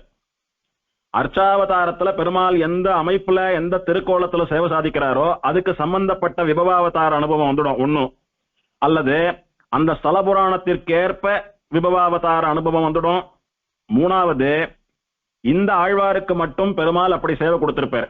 உதாரணமா திருவள்ளூர்ல சயனிச்சென்றிருக்கிற பெருமாள் வீரராகவன் திருமங்கை ஆழ்வாருக்கு ராமனாகவும் சேவை சாதிக்கிறான், கண்ணனாகவும் சேவை சாதிக்கிறான். அதனாலதான் ஒரே பாசுரத்துல ஆச்சரியமா காசையாடை மூடியோடி காதல் செய்தான் அவனோர் நாசமாக நம்பவல்ல நம்பி நம்பெருமான் அப்படின்னு ராமன் சொல்லி, அதே பாட்டுல அடுத்த 2 வடிகள்ல வெண்ணையுண்டான் இவன் என்று ஏசன் என்ன எம்பெருமான் எவ்வளவு கிடந்தானே அப்படின்னு கண்ணன் மங்களாசாசனம் பண்றார். திவ்ய பிரபந்த வியாக்கியாதாக்களான பூர்வாச்சாரியாளுடைய நிர்வாகம் வியாக்கியானம் என்னன்னா, வீரராகவனே எவ்வளவு கிடந்தானே திருமங்கை மன்னனுக்கு ராமனாகவும் கண்ணனாகவும் ராகவனாகவும் சேவை சாதித்தான்னு நிர்வாகம். அந்த மாதிரி ஆண்டாளுக்கும் திருமங்க மன்னனுக்கும் இந்த பெருமாள் எப்படி வாமனனா தெரிகிறார் அப்படின்னா, அன்னைக்கு மகாபலியின் இடத்துல தானம் பெற்றுக்கொள்வதற்காக வைத்திருந்த ஆதான ஹஸ்தத்தை இங்கு பெருமாள் வைத்துக் கொண்டிருப்பதனால இவனை திருக்கண்ணபுரத்து வாமனன் அப்படின்னு மங்களாசாசனம் பண்றார். கண்ணபுரநகர் வாட்டமின்றி மகிழ்ந்துரை வாமனன். இந்த வாமனன் திருக்கண்ணபுரத்துல எப்படி இருக்கானா, எந்த கவலையும் இல்லாம எந்த குற்றமும் குறையும் இல்லாம சந்தோஷமா இருக்கானா. வாட்டமின்றி, வாட்டமே இல்லாம மலர்ந்த முகத்தோட சந்தோஷமா, என் மனசுக்கு ரொம்ப பிடிச்ச இடம், இந்த மாதிரி ஒரு இடம் இந்த லோகத்திலே உண்டோன்னு சொல்லும்படியா மகிழ்ந்து வாசம் பண்ணக்கூடிய வாமனன் அப்படின்னு ஆண்டாள் மங்களாசாசனம் பண்ணினான். கலியன் திருமங்கை ஆழ்வாரும் கூட இந்த எம்பெருமானை திருக்கண்ணபுரத்து உரையும் வாமனனை அப்படின்னு மங்களாசாசனம் பண்ணியிருக்கிறார். அதற்கும் இவர் வாமனாவதாரத்தில் போலே தானஸ்தமாக வைத்துக் கொண்டிருப்பதுதான் காரணம்னு பூர்வாச்சாரியர்களுடைய அனுபவம். ஆக கண்ணனாகவும் திருவேங்கடமுடையானாகவும் வாமனனாகவும் இப்படி 3 பெரிய பெருமாள்களாகவும் சேவை சாதிக்கக்கூடிய தெய்வம் இந்த திருக்கண்ணபுரம் சௌரி பெருமாள். சௌரி அப்படின்னா கண்ணன், சூரபுத்திரன், வசுதேவகுமாரன் அப்படின்னு பார்த்தோம். சவரி பெருமாள் அப்படின்னு சொல்றாளே அப்படின்னா என்ன? சவரி அப்படின்னு ஸ்திரீகள்லாம் கேசம் நீளம் குறைவா இருக்கிறவா சவரி முடின்னு வாங்கி பின்னிக்கிறாள் ஒன்னும். அந்த மாதிரி சவரி முடின்னு சொல்லக்கூடிய முடிய சாத்திக்கிற பெருமாள் அப்படின்னு ஒரு அர்த்தம். பொதுவா திவதேசத்து பெருமாள்களுக்கெல்லாம் சௌரி கொண்டேன்னு சாத்துவா. பெருமாள் எப்பவும் எப்படி சேவை சாதிப்பார்? திருவபிஷேகம்னு சொல்லக்கூடியதான கிரீட்டத்தை சாத்தின்னு தான் சேவை சாதிப்பார் பெருமாள். பெருமாளுடைய திருமேனி விக்கிரகமே அப்படிதான் இருக்கும். கிரீட்டம் சாத்தின்னு இருக்கிறாப்புலதான் இருக்கும். பின்னாடி கொண்ட இருக்கும், சிரஸ் சக்கரம் எல்லாம் இருக்கும் பெருமாளுக்கு. மற்றபடி நமக்கு தலையில கேசம் தெரிகிறாப்புல கேசம் எல்லாம் தெரியாது பெரும்பாலும் பெருமாள் உற்சவருக்கெல்லாம். ஆனா இங்க பெருமாள் தலையில கேசம் இருப்பது போல பக்தனுக்கு சேவை சாதித்து பக்தனை ரட்சித்தபடியினால சவரி பெருமாள், தலையில முடியை உடைய கேசத்தை உடைய பெருமாள் அப்படின்னு ஒண்ணு. ரெண்டாவது, இந்த பெருமாளுக்கு சவரி சாத்துகிற போது அந்த அழகு கண்கொள்ளாத காட்சியா இருக்கும். பொதுவா எல்லா பெருமாளுக்கும் சவரி சாத்தினா ரொம்ப அழகா இருப்பா. ஒரு ராகவனோ, ஒரு தேவ பெருமாளோ, ஒரு பார்த்த சாரதி பெருமாளோ சவரி சாத்தின்டா அத்தனை அழகா இருப்பா. சவரி பெருமாளுக்கு சவரி சாத்தினா அந்த அழக சொல்லவும் வேணுமோ? தன் பக்தனுக்காக நிஜமாக தன்னுடைய திருமேனியில சவரியை, தலைமுடியை, கேசத்தை காட்டின பெருமாளாச்சே.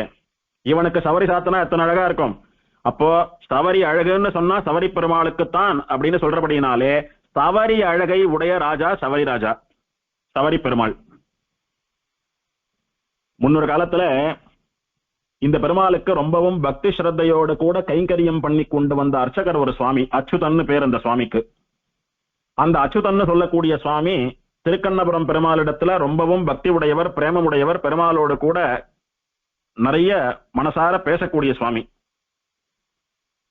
ஸ்ரீரங்கத்துல ஒரு பிள்ளை பெருமாளை இயங்கார போல, திருமாலிரஞ்சோலை அழகருக்கு ஒரு திருமாலை ஆண்டானை போல இந்த திருக்கண்ணபுரம் பெருமாளுக்கு இந்த அச்சுதன்னு சொல்லக்கூடிய சுவாமி அத்தனை வேண்டிய ஒரு அர்ச்சகரா கைங்கரியப்படரா கைங்கரியம் பண்ணிட்டு வந்தார். அவருக்கு ஸ்ரீதரன் அப்படின்னு ஒரு சுவாமி திருக்குமாரர். அந்த சுவாமியும் திருத்தகப்பனார போலவே எம்பெருமானுக்கு கைங்கரியம் எல்லாம் பண்ணி கொண்டு வந்த அர்ச்சகர். அவருக்கும் பெருமாளிடத்துல பிரேமம் அதிகம். பெருமாளிடத்துல எத்தனை ஸ்ரத்தையா எத்தனை பக்தியா கைங்கரியம் பண்ணிட்டு வந்தாரோ அத்தனை நல்லவர், உத்தமமானவர். ஆனால் ஆழ்வார்கள் சாதிப்பது போல விண்ணுளார் பெருமாற்கு அடிமை செய்வாரையும் செரும் ஐம்புலன்கள் இவைன்னு ஒரு பாசுரம். ஐம்புலன்கள் பஞ்ச இந்திரியங்கள் இருக்கு, அது நம்மளை எல்லாம் படுத்துற பாடு இருக்கு. அதை சொல்லி மாளாது, கண்டதையும் பார்க்கறது, கண்டதையும் பேசுறது, கண்டதையும் கேட்கறது, கண்டதையும் அனுபவிப்பதுன்னு இந்த பஞ்சேந்திரியங்கள் தான் நம்மள பாவ சம்பந்தத்திலே, கர்ம சம்பந்தத்திலே, சரீர சம்பந்தத்திலே, சம்சாரத்திலே கொண்டு விடுறது. அது ஸ்ரீவைகுண்டத்துல பெருமாளுக்கு கைங்கரியம் பண்ணக்கூடிய நித்திய சூரிகளையும் விட்டு வைப்பதில்லை ஆழ்வார் பாசுரம். கர்ம சம்பந்தம் எல்லாம் விட்டோ இந்திரியங்களை எல்லாம் அடக்கிதானே வாங்க இருந்துன்னு இருக்கா. அவளை எப்படி அதை விட்டு வைக்காம இருக்குன்னா அவளுடைய அவதாரங்கள்ல நடக்கக்கூடிய விஷயங்களை அப்படி குறிப்பிடுறார் ஆழ்வார். கருடனுக்கு கோபம் வந்தது, கருடனுடைய கர்வத்தை எம்பெருமான் கண்ணன் பங்கம் பண்ணினது, இதெல்லாம் உதாரணமா சொல்றா. கருடன் சாண்டிலின்னு சொல்லக்கூடிய அம்மாவினிடத்திலே பாகவதாபசாரப்பட்டது, இதையெல்லாம் சொல்றா. அப்படி ஸ்ரீவைகுண்டத்து பெருமாளுக்கு கைங்கரியம் பண்றவாலேயே இந்த பஞ்சேந்திரியங்கள் விட்டு வைக்கிறது இல்லைன்னு சொன்னால், பூலோகத்துல பிரகிருதி சம்பந்தத்தோடு பாவ புண்ணியங்களை அனுபவிப்பதற்காக சரீரத்தை எடுத்துட்டு சம்சாரத்துல இருந்துருக்கிற மனுஷாலான நம்மளை விட்டு வச்சுடுமா? நம்மள ஒருத்தரா மனுஷராதான அந்த ஸ்ரீதரன் சொல்லக்கூடிய அர்ச்சகரும் இருந்தார். அதனால அவருக்கும் இந்திரியங்களின் பால் வசப்பட்டு ஒரு பெண்ணிடம் மனசு போச்சவருக்கு ஒரு பெண்ணை காதல் பண்ணி கொண்டு வந்தார் அவர். அந்த பெண் அடிக்கடி பெருமாளை சேவிக்க வருவா. அவளும் பெருமாளுடைய பக்த. பெருமாளை சேவித்தா இவர் விசேஷமா அந்த பொண்ணுக்கு பிரசாதங்கள், பெருமாளுக்கு அம்சம் பண்ணின பழமோ புஷ்பமோ மாலையோ ஏதோ என்ன இருக்கோ அதை பிரசாதமா கொடுத்து அவளை சந்தோஷப்படுத்துறது வழக்கம். அந்த மாதிரி வர சமயத்துல இப்ப மாதிரி நிறைய மாலைகள்லாம் சேராதப்போ யாரோ ஒருத்தர் மாலை சாத்தினான்னா பெரிய விஷயம். இப்ப மாதிரி மாலை கடைகள் பணம் கொடுத்தா இத்தனை மாலை அதெல்லாம் கிடையாதப்போ, அவளே தொடுத்து தானே சேர்க்கணும். யாரோ ஒருத்தர் சாத்துவா. வந்த போது பெருமாள் கழுத்துல ஒரே மாலை. அந்த பொண்ணு வந்தா பெருமாளை சேவித்தா அந்த மாலையை அந்த பொண்ணுக்கு பிரசாதமா கொடுத்துட்டாரு இவர்.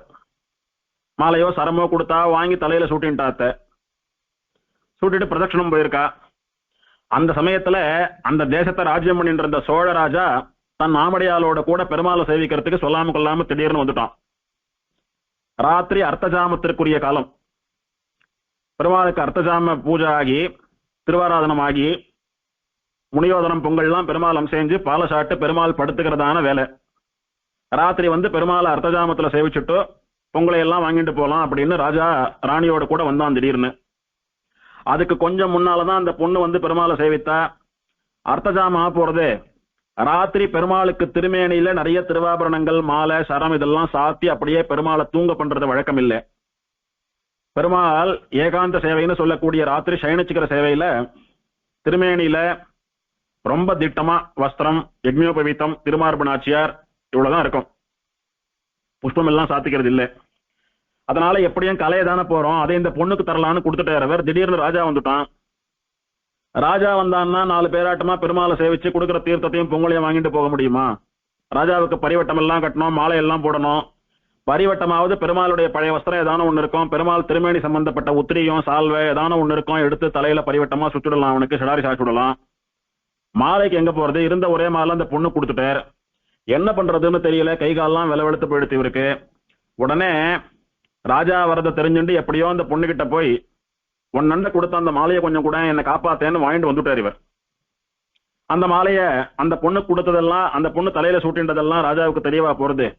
பெருமாள் மாலைன்னு போட்டு மரியாதை பண்ணி இப்போதைக்கு அவனிடத்துல தப்பிச்சா போறோம்னு வாங்கிட்டு வந்துட்டார் இவர். பெருமாள் எல்லாம் நன்னா சேவித்தான். சேவித்து விசேஷமா தீர்த்தம் சடாரி எல்லாம் ஆச்சு. ராஜாவுக்கு பரிவட்டம் எல்லாம் கட்டி மாலையும் போட்டாச்சு. ராஜாவானவன் இந்த மாலையை வாங்கிட்டான்னா பெருமாளுடைய மாலைன்னு பக்தியா அதை எடுத்து கண்ணில் அப்படியே ஒத்திண்டு மூந்து பாக்குறது வழக்கம். அது பெருமாளுடைய பிரசாதம் ஒண்ணும் கொடுத்தாலானா வாங்கி கண்ணில் ஒத்திக்கிறது, தலையில சடாரி போல சாட்சிக்கிறது. பெருமாளுடைய திருமேனி வாசம் வீசுமானபடியினால அதை மோந்து பெருமாளுடைய திருமேனி வாசத்தை அனுபவிக்கிறதுன்றதெல்லாம் பக்தாளுடைய வழக்கம். அந்த மாதிரி அந்த ராஜா பண்ணின போது அந்த மாலையில ஒரு கேசம், ஒரு முடி, ஒரு பெண்ணினுடைய நீண்ட தலைமுடி இருப்பதை பார்த்துட்டான். கோபம் வந்துடுத்து அவனுக்கு. ஒரு ராஜா நான் ஒரு பெண்ணினுடைய தலைமுடியோடு கூட இந்த மாலை எனக்கு போட்டு என்ன அவமானப்படுத்தினியான்னு கோபம் வந்துடுத்து. அதுக்கும் மேல பெருமாளுக்கு ஒரு பெண்ணினுடைய கேசம் சம்பந்தப்பட்ட மாலையை நீ எப்படி சாத்தலாம்? எவ்வளவு பெரிய அபச்சாரம் அது. ஒரு ஸ்திரீயினுடைய தலைமுடி சம்பந்தப்பட்ட முடி, தலைமுடி சம்பந்தப்பட்டால், அதுவும் தலையிலிருந்து உதிர்ந்த முடி சம்பந்தப்பட்டால் அந்த வஸ்து தோஷமான வஸ்துவாயிடுறதுன்னு அது தெரியாத அர்ச்சகரான உமக்கு? அவ்வளோ பெரிய நீண்ட கேசம், ஒரு பெண்ணோட கேசம் அந்த மாலையில இருக்கு, நீர் பெருமாளுக்கு சாத்தியிருக்கீர், எனக்கு வேற அதை போட்டிருக்கீர், என்ன நடந்ததுன்னு சொல்லுவோம் இப்பவே, இல்லைன்னா நடக்கிறதே வேறன்னு கோபத்தோட கூட வாழ உருவினா ராஜா. இந்த ஸ்ரீதரன் சொல்லக்கூடிய சுவாமி என்ன பண்றதுன்னு தெரியாம திடீர்னு தன்னை காப்பாத்திக்கிறதுக்கு ராஜாவினிடத்துல இருந்து தப்பிக்கிறதுக்கு ஒரு பொய்ய சொல்லிட்டார். அப்படி தயங்கிண்டே பதினொண்டே ஒரு பொய்ய சொல்லிட்டார். ராஜா, நம்ம பெருமாளுக்கு கேசவன் ஒரு திருநாமம் உண்டு தெரியுமா உங்களுக்கு? அழகிய கேசத்தை உடையவன் அர்த்தம். கண்ணன் ஒன்னும், கண்ணனுக்கு கேசவனும் பேரு. கண்ணனுடைய கேசங்கள்லாம் சுருள் கூந்தல் அப்படியே அழகா சுருண்டு இருக்கும் தெரியுமா? அந்த மாதிரிதான் இந்த எம்பெருமானுக்கு கேசம் உண்டு. பெருமாள் இந்திரனுக்கு சேவை சாதித்த போது அப்படிதான் சேவை சாதித்தார். தலை நிறைய பெருமாளுக்கு நல்ல கருத்து அடர்ந்து நீண்டு தொங்கின்றிருக்கிற சுருள் கூந்தல்கள். பெருமாளுடைய தலைமயிரெல்லாம் நெத்திக்கு முன்னால் அப்படி 2 பக்கமும் தொங்கிண்டு ஆடின்னு இருக்குன்னு சலபுராணம் வர்ணிக்கிறது. பெருமாளுடைய தலை கேசம் பின்னாடி தோல் வரைக்கும் நீண்டு தொங்குறது. அப்படி பெருமாள் விசேஷமா கேசங்களை உடைய அழகிய கேசபாசங்களை உடைய கேசி கேசவன். அதனால பெருமாள் மாலையானபடினால பெருமாளுடைய தலைமுடிதான் இதுன்னு விட்டார் அர்ச்சகர். ராஜாவுக்கு ஒரு நிமிஷம் ஒன்னும் புரியல. அவன் நம்பல. ஆனது ஆட்டம். இப்ப அர்த்தஜாமம் ஆயிடுத்து, பெருமாள் சயனிச்சுட்டார், இனி பெருமாளை தொல்லை பண்ண வேண்டாம், அவசரப்பட வேண்டாம். நான் எங்கேயும் போல, இன்னைக்கு ராத்திரி இங்க தான் தங்க போறேன். நாளை கார்த்தால விஸ்வரூபம் ஆயிடுத்துன்னா கார்த்தால பெருமாள் திருமேனியை சேவை பண்ணி வைத்து பெருமாள் தலையில கேசம் இருக்கிறத எனக்கு நீர் காட்டணும். பெருமாள் தலையில பெருமாள் திருமேனியில கேசம் இல்லைன்னா உங்களை நான் விரும்ப விட போறது இல்ல, உமக்கு தண்டனை கொடுத்தே தீருவேன்னு சொல்லிட்டான். சொல்லி ராத்திரி அந்த ஊர்ல தங்கறதுக்கு ஏற்பாடு பண்ணி பெருமாள் பிரசாதத்தை சாப்பிட்டு படுத்துன்னு தங்கிட்டான் அவனுங்க. இவருக்கு ஒன்னும் புரியல. பெருமாள் திருவடி அப்படியே கட்டிண்டு அதை அழறார். பெருமானே, என்னை காப்பாத்திக்கிறதுக்காக வேற வழி தெரியாம நான் ஒரு பொய் சொல்லிட்டேன். நான் பண்ணினது தப்புதான். இருந்தாலும் உன்னை விட்டா எனக்கு வேற கதி இல்ல. உன்னுடைய பக்தனா வேற கதி இல்லாம அகத்தியா நிற்கக்கூடிய என்னை நீதான் ரட்சிக்கணும்னு பெருமாளை சரணாகதி பண்ணிட்டார். பண்ணிட்டு கண்ணும் கண்ணீருமா பெருமாளை பார்த்து பிரார்த்திச்சுண்டு நீதான் என்ன காப்பாத்தணும், நாளை மறுநாள்ல இருந்து நான் உனக்கு கைங்கரியம் பண்றதா இல்லையான்றதை நீதான் தீர்மானிக்கணும்னு பிரார்த்திச்சுண்டு அங்க இருந்து புறப்பட்டு போய் ராத்திரி எல்லாம் தூக்கம் இல்லாம கஷ்டப்பட்டு இருக்கார் பாவம். மறுநாள் பொழுது விடிஞ்சது. வழக்கம் போல எல்லாம் கோவிலுக்கு வந்தா. ராஜாவும் ராணியோட கூட கோவிலுக்கு வந்தான். இந்த ஸ்ரீதரன் சொல்லக்கூடிய அர்ச்சகரும் வந்தார். சுவாமி, நீங்க சொன்னதை பார்க்கணுன்றதுக்காக தான் காத்துட்டு இருக்கேன், நீங்க சொன்னபடி பெருமாளுடைய திருமேனியில கேசம் இருக்கிறத சேவை பண்ணி வைங்கோன்னு பிரார்த்திச்சான். இவர் பெருமாளை பிரார்த்திச்சுண்டு சரணாகதி பண்ணிட்டு பயந்துண்டே அப்படி ஆரத்தியை காட்டி பெருமாளுடைய திருமேனிய தலையை சேவை பண்ணி வைக்கிறார். நிஜமான மனுஷாலுக்கு கூட, ஏன் பெருமாளுக்கே அவதார காலத்தில் கூட ராமனுக்கோ கண்ணனுக்கோ அப்படி கேசம் இருந்ததில்லைன்னு சொல்லும்படியா அத்தனை அடர்ந்த கேசங்களோடு கூட பெருமாள் சேவை சாதித்தாராம். பார்க்கறதுக்கு எப்படி இருந்ததுன்னா பெருமாள் சௌரி சாத்தின் இருக்கிற மாதிரி இருந்துதான். அதனால சவரி சாத்தின் இருக்கிற ராஜா போல சேவை சாட்சப்படினால சவரிராஜன், சவரி பெருமாள்னு திருநாமம். அப்பவும் நம்பல இந்த ராஜா. அர்ச்சகாலாம் பெருமாளுக்கு விசேஷமான திருவலங்காரத்தை சாத்துப்படிய பண்றதுல எல்லாம் கை தேர்ந்தவா. சொன்ன பொய்ய காப்பாத்தி என்னிடத்துல இருந்து உங்களை காப்பாத்திக்கிறதுக்காக நீங்களே இல்லாத கேசத்தை பெருமாளுக்கு சாத்தி அலங்காரம் பண்ணிருக்கீங்க. உற்சவர் கிரீடத்தோட சேவை சாதிக்கிறார். அவருக்கு சவரி அலங்காரம் பண்றது போல இந்த பெருமாளுக்கு நீங்க சவரி சாத்தி அலங்காரம் பண்ணிருக்கீங்கோ, நான் நம்ப மாட்டேன் அப்படின்னு சொன்னானா. இல்ல, இது பெருமாளுடைய கேசம்தான், நிஜமான கேசம்தான், நம்புங்கோன்னர். ஏன் இத்தனை தூரம் உறுதியா பேசுறாரு அப்படின்னா, வாஸ்தவத்துல பெருமாள் திருமேனியில கேசம் எல்லாம் கிடையாது. விக்கிரகத்துல பெருமாளுக்கு கேசம் இருப்பது போல இருக்குமே ஒழிய தனியா மனுஷாலுக்கு இருக்கிற மாதிரி தலைமையர் எல்லாம் பெருமாளுக்கு இல்ல, நேத்து வரைக்கும் இல்ல. ஆனா பொய் சொல்லிட்டார், பயத்துல சரணாகதி பண்ணிவிட்டார். மறுநாள் கார்த்தால பெருமாள் தன்னுடைய சரணாகத்தியை ஏத்துன்ட்டு ஆபத்துல இருந்து தன்னை ரட்சிச்சான்னு புரிஞ்சுட்டார். இவனுக்கு கேசம் இல்லைன்றது அவருக்கு தெரியும். ஆனா இவன் சரணாகத்தால கைவிடாம ஆபத்காலத்துல ரட்சிக்கிறவன்றது அதை விட நன்னா தெரியுமோன்னு. சரணமாகும் தனதால் அடைந்தார்க்கெல்லாம் மரணமானால் வைகுந்தம் கொடுப்பான், மரணம் ஆகும் வரை என்னென்ன வேணுமோ அத்தனையும் கொடுப்பானோன்னு. இவர் மரணமாரச்ச அர்ச்சகருக்கு மோட்சம் கொடுக்கறது இருக்கட்டும், அவர் இருக்கிற வரைக்கும் அவருக்கு எல்லாத்தையும் பண்ணணுமோன்னு. அந்த ஆபத் காலத்துல அவர் பண்ணின சரணாகத்தியை ரட்சித்து அவரை காப்பாத்துறதுக்காக தான் பெருமாள் வந்தான்றதை தெரிஞ்சுட்டு அடிச்சு பேசினார். பெருமாளுடைய கேசம் தான் இது, நம்புங்கோ. இவன் சொன்னான் பெருமாளுடைய கேசம்தான்னு சொன்னா, நீர் பெருமாளுடைய தலைமுடியை இழுத்து காட்டும் எனக்குன்னா இவன். ஏன்னா அலங்காரம் பண்ணி ஒரு சவரி முடிய பெருமாளுக்கு சாத்தி இருந்தா இழுத்தா வந்துடுமோன்னு கையோட, அப்போ அவருடைய குட்டு வெளிப்பட்டுடும், அவருக்கு தண்டனை கொடுக்கலாம். நிஜமான கேசமா இருந்தா வராதுன்னு இவன் ஒரு சோதனை பண்ணி பார்க்கணும்ன்ற எண்ணத்துல அவர்கிட்ட சொன்னான். இவன் ராஜா பெருமாளை தொட முடியாது, அர்ச்சகர் தான் தொட முடியும், அதனால சுவாமி நீங்க இழுத்து காட்டுங்கன்னா. அவர் பயந்தார். பெருமாள் திருமேனியோட இருக்கிற கேசம், என் சரணாகத்தியை ஏத்து பெருமாள் தலையில கேசத்தை வர வச்சுருக்கார், கேசத்தோட சேவை சாதிக்கிறார், இழுத்தா பெருமாளுக்கு வலிக்குமேன்னு அந்த சுவாமி துடிச்சு போனார். இருந்தாலும் இவன் வாழை உருவி வச்சுண்டு இழுத்தாலே ஆறுதுன்னு மிரட்டுறான். என்ன பண்றதுன்னு தெரியல. மன்னிச்சுடுப்பா பெருமாளே, வழியை பொறுத்துக்கோ அப்படின்னு பெருமாளை பிரார்த்திச்சுண்டு பெருமாள் தலைய முடிய பிடிச்சி இழுக்கிறார். நன்னா பலமா இழுங்கோ அப்படின்றான் இவன் பக்கத்துல இருந்துட்டு. இவர் பலமா இழுத்தார். நம்ம தலைமுடி அப்படி கொத்தா புடிச்சு வேகமா இழுத்தா நமக்கு எப்படி துடிக்கும், அந்த மாதிரி வலி ஏற்பட்டு பெருமாளுடைய திருமுடி, பெருமாளுடைய தலையில இருந்து ரத்தம் வந்ததாம். பெருமாள் தலையில இருந்து கொத்தா முடிய பிடிச்சு வேகமா இழுத்தபடினால, பலம் கொண்டு இழுத்தபடினால அங்க இருந்து ரத்தம் உதிரம் பீரிட்டு கொண்டு அந்த ராஜாவினுடைய மூஞ்சில போய் தெளிச்சுதான்.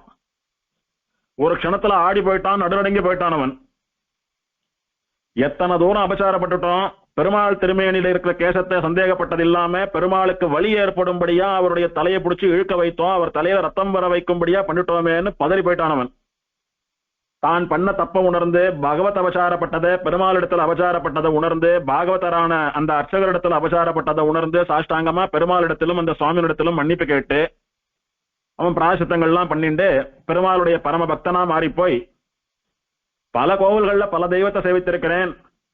இந்த பெருமாள் தலை முடிய பிடிச்சி இழுத்தா ரத்தம் வருதுன்னு சொன்னா எத்தனை சக்தி வாய்ந்த தெய்வம். பெருமாள் பிரத்யட்சமா இங்க வாசம் பண்ணிட்டு இருக்கார், வைகுண்டமாட்டமா இந்த இடம், இனி இந்த எம்பெருமானுக்கு நான் தீவிரமான பக்தன் அப்படின்னு தன் அபச்சாரங்களை எல்லாம் பெருமாள் மன்னிக்கணும்னு பிரார்த்தித்து அதுக்கு பிராயசித்தமா நிறைய பொன்னும் பொருளும் வாரி வழங்கி நிறைய பூமிகளை எல்லாம் பெருமாளுக்குன்னு தானம் பண்ணி வைத்து விசேஷமா நிறைய கைங்கரியங்களை பெருமாளுக்கு பண்ணி பரம பாகவதனா அந்த ராஜா மாறினான் அப்படின்னு சொல்லுவா. இப்படி பெருமாளிடத்திலும் அர்ச்சகரிடத்திலும் சந்தேகம் கொண்ட ஒரு ராஜாவை பக்தனாக மாற்றி அவன் மூலமா பல கைங்கரியங்களை பண்ணி கொண்ட பெருமாள் பக்தரா கைங்கரியப்படரா சரணாகதி பண்ணின அந்த அர்ச்சகருக்காக தன் திருமேனியிலே சவரியோடு சேவை சாதித்த பெருமாள் அதை பிடித்து இழுத்த போது உதிரம் வரவழைத்த பெருமாள் இப்படி அடியவர்களோட பேசும் தெய்வம் இது. அந்த ராஜா பெருமாளுக்கு நிறைய ஸ்வர்ணம் ரத்தனங்கள் திருவாபரணங்கள் விசேஷமான பட்டு பீதாம்பர வஸ்திரங்கள் சாமரங்கள் கவரி மயிர் சாமரங்கள் முத்துக்குடை வெண்கொற்ற குடை இந்த மாதிரி பெருமாளுக்கு விசேஷமான கைங்கரியங்களை தானங்களை எல்லாம் சமர்ப்பித்தான். பெருமாளுக்கு அந்தரங்கமா இருந்து கைங்கரியம் பண்ணி பெருமாளுடைய அன்பை சம்பாதித்திருக்கிற அர்ச்சகரான அந்த ஸ்ரீதரன் சொல்லக்கூடிய சுவாமிக்கும் நிறைய பூமி எல்லாம் தானமா வழங்கினானாம். அந்த ஸ்ரீதரன் சொல்லக்கூடிய அர்ச்சகரினுடைய அச்சம் அவருடைய பயத்தை சவரி பெருமாள் நீக்கி ஆபத் சமயத்துல ரட்சித்தாரோன்னு அவரை. அதனால அந்த பெருமாளுக்கு அச்சம் தவிர்த்தான் அப்படின்னு ஒரு திருநாமம் உண்டு. அச்சம் தவிர்த்தான், பயநாசனன், பயத்தை நீக்கின பெருமாள் அப்படின்னு ஒரு பேர் உண்டு. இந்த ராஜா பெருமாளுக்கு நிறைய கைங்கரியம் பண்ணினான். அந்த மாதிரி ராஜாக்கள்லாம் பெருமாளுக்கு கைங்கரியமா நிலப்புலன்களை பூமி எல்லாம் ஏற்படுத்தி வைப்பதற்கு கட்டளைன்னு பேரு. யார் பண்றாலோ அவ பேர்ல அந்த கட்டளை இருக்கும். இந்த ராஜா பேர்ல தான் அந்த கட்டளை இருக்கணும். ஆனா பெருமாளாலே ஆட்கொள்ளப்பட்ட அந்த ராஜா முழுசா மாறி பரம பாகவதனா மாறி பெருமாள் பேர்லயே அந்த கட்டளை ஏற்படுத்திட்டான். அதுக்கு இன்னைக்கும் என்ன பேருனா அச்சம் தவிர்த்தான் கட்டளைன்னு பேரு. அச்சம் தவிர்த்தான்றது யாரோட திருநாமம்? சவரி பெருமாளுடைய திருநாமம். அவர் திருநாமத்தினாலேயே அச்சம் தவிர்த்தான் கட்டளைன்னு இன்னும் வழங்கி வருகிறது. இது ஒரு பெருமை. பெருமாள் அடியார்களுக்காக வந்து ரட்சிக்கிறவன், ஆபத்காலத்துல ரட்சிக்கிறவன், அடியார்களை தன் சொந்த பிள்ளைகளாக வைத்துக் கொண்டு கொஞ்சுபவன், அடியார்களுக்காக இறங்கி வந்து அவர்களோட பேசும் தெய்வம் அப்படின்றதுக்கு இது ஒரு உதாரணம். இன்னொரு உதாரணம், இந்த பெருமாள் உற்சவர் இருக்காரு, அவருடைய திருமேனிய திருமுக மண்டலத்தை நன்னா ஒத்து சேவித்தோமானா தெரியும். பெருமாளுடைய திருமுக உற்சவர் பெருமாளுடைய திருமுக மண்டலத்துல பெருமாளுடைய வலது புருவத்துக்கிட்ட ஒரு தழும்பு இருக்கும். பெருமாளுக்கு தழும்பு எதனால ஏற்படும்? ஏதானா அடிபட்டா சூடு கீடு வச்சுட்டோமானா தழும்பு ஏற்படும். பெருமாளுடைய வலப்புருவத்திலே நெற்றியிலே ஒரு தழும்பு இருக்கிறத பார்க்க முடிகிறது. இது எதனால ஏற்பட்டதுன்னா, திருக்கண்ணபுரத்து அரையர் அப்படின்னு ஒரு சுவாமி, அரையர்கள்னு சொல்லக்கூடியவா பரம ஸ்ரீ வைஷ்ணவா, திவ்ய பிரபந்தத்தை முறைப்படி அத்தியனம் பண்ணிட்டு ராகதாளங்களோட கூட பெருமாளுக்கு முன்னால திவ்ய பிரபந்த பாசுரங்களை பாடி பெருமாளை மகிழ்விக்க கூடியவர்கள். ஸ்ரீமன்னாத முனிகளாலே ஏற்படுத்தப்பட்ட வழக்கம், ஆளவந்தாருடைய திருக்குமாரரான திருவரங்க பெருமாளரையராலே பெரிதாக்கப்பட்ட வழக்கம். இன்னைக்கும் அரையர் சுவாமிகள் ஆழ்வார் திருநகரி, ஸ்ரீவல்லிபுத்தூர், ஸ்ரீரங்கம் முதலான திவதேசங்கள்ல கைங்கரியம் பண்ணிட்டு வரா. அதுக்கு முன்னால திருக்கண்ணபுரம் முதலான சில ஊர்களிலும் அரையர்கள் இருந்ததா சொல்றா. இப்போ இல்லைன்னு சொல்றா. அரையர்கள் இருக்கா, அரையர் சேவை நடக்கிறது இல்லைன்னு. அந்த மாதிரி பிராச்சீன காலத்துல இந்த ஊர்ல இருந்த அரையர் சுவாமி திருக்கண்ணபுரத்து அரையர்னே திருநாமம் விசேஷமா அவருக்கு. அவர் பெருமாளிடத்துல ஆழங்கால் பட்ட காதலோடு கூடியவர். ஆழ்வார்களாட்டமா ஆழ்வார் பாசுரங்களை எல்லாம் பெருமாள் முன்னால தாளந்தட்டின்றே பாடினாரானா ஆழ்வாராட்டமே மாறி அவருடைய அனுபவம் ஆழ்வார் காலத்துக்கே போயிடும். அந்த மாதிரி அர்ச்சாவதார பெருமாளை பிரத்யட்சமா முன்னாடி நிக்கிற பெருமாளா நினைச்சு அனுபவிச்சுட்டு இருக்கிற சுவாமி. அவர் அப்படியே ஒரு சமயம் தாளந்தட்டின்று பெருமாள் முன்னாடி அரையர் சேவையா பாசுரம் எல்லாம் சேவிச்சுட்டு இருக்கிறச்ச மிகவும் குரூரனான துஷ்டனான ஒரு சைவராஜன், கிருமிகண்ட சோழன் சொல்றான். அவன் பல பெருமாள் கோவில்களை எடுத்து அந்த இடத்துல சிவன் கோவில் கட்டணும் அப்படின்னு ஒரு வெறி எடுத்து தெரிஞ்சுட்டு இருந்த காலம். அவன் என்ன பண்ணினானா, இந்த பெருமாளுக்கு ஸ்ரீரங்கத்தை போல ஒரு காலத்துல 7 மதில்கள் இருந்ததாம். இந்த உபரிச்சரவசம்னு சொல்லக்கூடிய ராஜா அத்தனை மதிலோட பெருமாளுக்கு கோயில் கட்டினான்னு சொல்றா. வேலை மோதும் மதில் சூழ் திருக்கண்ணபுரத்துள்ளி அப்படின்னு ஆழ்வார் சொல்றார். செம்பொனேய்ந்த மதில் சூழ் அப்படின்றார் ஆழ்வார். அந்த மாதிரி ஆழ்வார்கள் பாசுரத்துல மதிலுக்கு என்னென்ன பேர் சொல்லியிருக்காளோ அந்தந்த பேருக்கு தகுந்த மாதிரி அத்தனை மதில்னு 7 மதிலோட இந்த பெருமாளுடைய சன்னதி இருந்துதான் ஸ்ரீரங்கத்தை போல.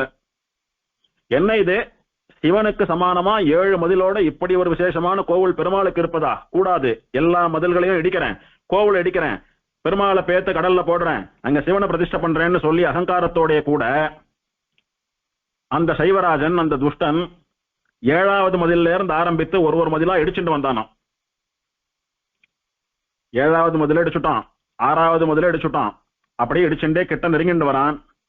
இந்த அரையர் சுவாமி பெருமாளை பார்த்து, உன்னுடைய ஆலயத்தை உன்னுடைய க்ஷேத்திரத்துல வந்து ஒரு துஷ்டன் அழிக்கணும்னு நினைக்கிறான், நீ இன்னமும் பார்த்துட்டு பேசாம இருக்கியே, இது என்ன அழகு? அடியார்களை மாத்திரம்தான் ரட்சிப்பையா? உன்னை ரட்சிச்சுக்க மாட்டையா? உன்னை ரட்சிச்சுண்டு நீ நன்னா ஸ்வஸ்தமா சேவை சாதிச்சாதானே அடியார்களான எங்களுக்கெல்லாம் சந்தோஷம், நாங்கெல்லாம் உன்னை அனுபவிச்சுட்டு இருக்க முடியும். உன்னை நீ ரட்சிச்சுக்கலன்னாலும் பரவாயில்ல, எங்களுக்காகவான நீ உன்னை ரட்சிச்சுக்க வேண்டாமா? அவன் மதில் அடிச்சுட்டே வந்துட்டு இருக்கானே, கோவில் அடிச்சுட்டு உன்னையும் பேத்து போட்டான்னா நாங்கெல்லாம் என்ன பண்றதுன்னு துடிக்கிறார் இவர். இப்படியே பேசாம சங்கு சக்கரத்தை புடிச்சுட்டு இருக்கியே, எதுக்கு சங்கு சக்கரத்தை புடிச்சுட்டு இருக்க? அழகுக்காக புடிச்சுட்டு இருக்கியோ? சங்கம் சக்கரமும் தூக்கி பிடிச்சுட்டா பெருமாள் கம்பீரமா சேவை சாதிக்கிறாருன்னு சொல்லக்கூடிய அழகுக்கு, பேருக்கு, பெருமைக்கு பிடிச்சுட்டு இருக்கியோ? உனக்கெல்லாம் எதுக்கு ஆயுதம்? ஒரு துஷ்டன் தைரியமா உன்னுடைய கோயிலை வந்து பேத்து போடுறேன்னு வரான், உன் ஆயுதத்தை பிரயோகம் பண்ணி அவனை உண்டில்லைன்னு பண்ண வேண்டாமா? இப்படி எல்லாம் நீ சங்க சக்கரதாரியா சேவை சாதிக்கிறத பார்த்து எங்களுக்கு என்ன தைரியம் வரும்? தன் கோவிலை இடிக்கிறச்சையே பார்த்துட்டு நிக்கிறாரு பேசாம பெருமாள், எங்க அடியார்களுக்கு கஷ்டமெல்லாம் வந்தா தீர்த்து வைக்க போறாரு அப்படின்னு உன் மேல இருக்கிற மகா விசுவாசம் போயிடாதா பக்தாளுக்கு அப்படின்னு கோவத்துல அப்படி பேசிட்டே போறாரு அந்த சுவாமி. பெருமாள் பேசாம இருக்காரு. என்னதான் நடக்கிறது பார்க்கலாம், பேசாம இருக்காரு பெருமாள். மதில தான் அடிச்சுட்டு வரான், பார்க்கலாம் அவன் என்ன பண்றான், இவர் என்ன சொல்றாருன்னு பார்க்கலாம். பெருமாள் பேசாம இவருடைய பொறுமை சோச்சுட்டு இருக்கார். ஆழ்வார் அரையர் சொன்னார், திருக்கண்ணபுரத்து அரையர் சொன்னார், அப்பா இதுக்கு மேல என்னால பொறுமையா இருக்க முடியாது. ஆழ்வார்கள்லாம் உன்னை என்ன மங்களாசாசனம் பண்ணிருக்கா? ஒருவரை முன் போர் தொலைத்த பொன்னாழி ஒரு கையில் என்கின்றாளால். சண்டையில சுதர்சன சக்கரத்தை வைத்து பல பேருடைய கதையை முடித்து அந்த பிரயோக சக்கரத்தோடைய கூட எழுந்தருளி இருக்கிற பெருமாள் அப்படின்னு ஒன்னு ஆழ்வார்கள்லாம் மங்களாசாசனம் பண்ணினாலே, அந்த பிரயோக சக்கரத்தை புடிச்சுட்டு என்ன பிரயோஜனம்னு கேட்டேன். இப்போ பிரயோக சக்கரமா வேற வச்சுட்டு இருக்க, உடனே அவன் பேர்ல எரிஞ்சவன் கதையை முடிக்க வேண்டாமா? என்ன நான் பாட்டுக்கு பேசிட்டே இருக்கேன், நீ பாட்டுக்கு பேசாம இருக்க, பதில் சொல்லு அப்படின்னு கையில இருக்கிற தாளத்தை தூக்கி பெருமாள் மூஞ்சில ஓங்கி அடிச்சாராம். கோவத்துல போட்டார். அந்த தாளம் பெருமாளுடைய வலது புருவத்தை தாக்கி அந்த இடத்துல ஒரு வடு வந்து லேசா ரத்தம் கசிந்துதாங்க. அப்புறம் அவர் பதவி போய் பெருமாளுக்கு மருந்து எல்லாம் போட்டார், பிராயசித்தம் பண்ணிட்டார், அதெல்லாம் வேற கதை. வந்தவனும் நோய் கண்டு போனான், பெருமாள் அவனை பிரயோக சக்கரத்தினால சம்ஹாரம் பண்ணினார், அதெல்லாம் தனி கதை. இந்த அடியவரிடத்துல அடி வாங்கணும்னு பெருமாளுக்கு அத்தனை ஆசை. எத்தனை நாளா பெருமாளை வாழ்த்தி வழுத்தி கொஞ்சி கெஞ்சி பாசுரங்கள் எல்லாம் பாடி ஸ்தோத்திரம் பண்ணிட்டு இருக்கிற சுவாமி, அவர் வாயால விசவு வாங்கிக்கணும்னு பெருமாளுக்கு ஆசை போல் இருக்கு. ஆசை தீர அவர் வாயால விசவு வாங்கிட்டான் பெருமாள். அவர் கையால அடி வாங்கணும்னு பெருமாளுக்கு ஆசை போல் இருக்கு.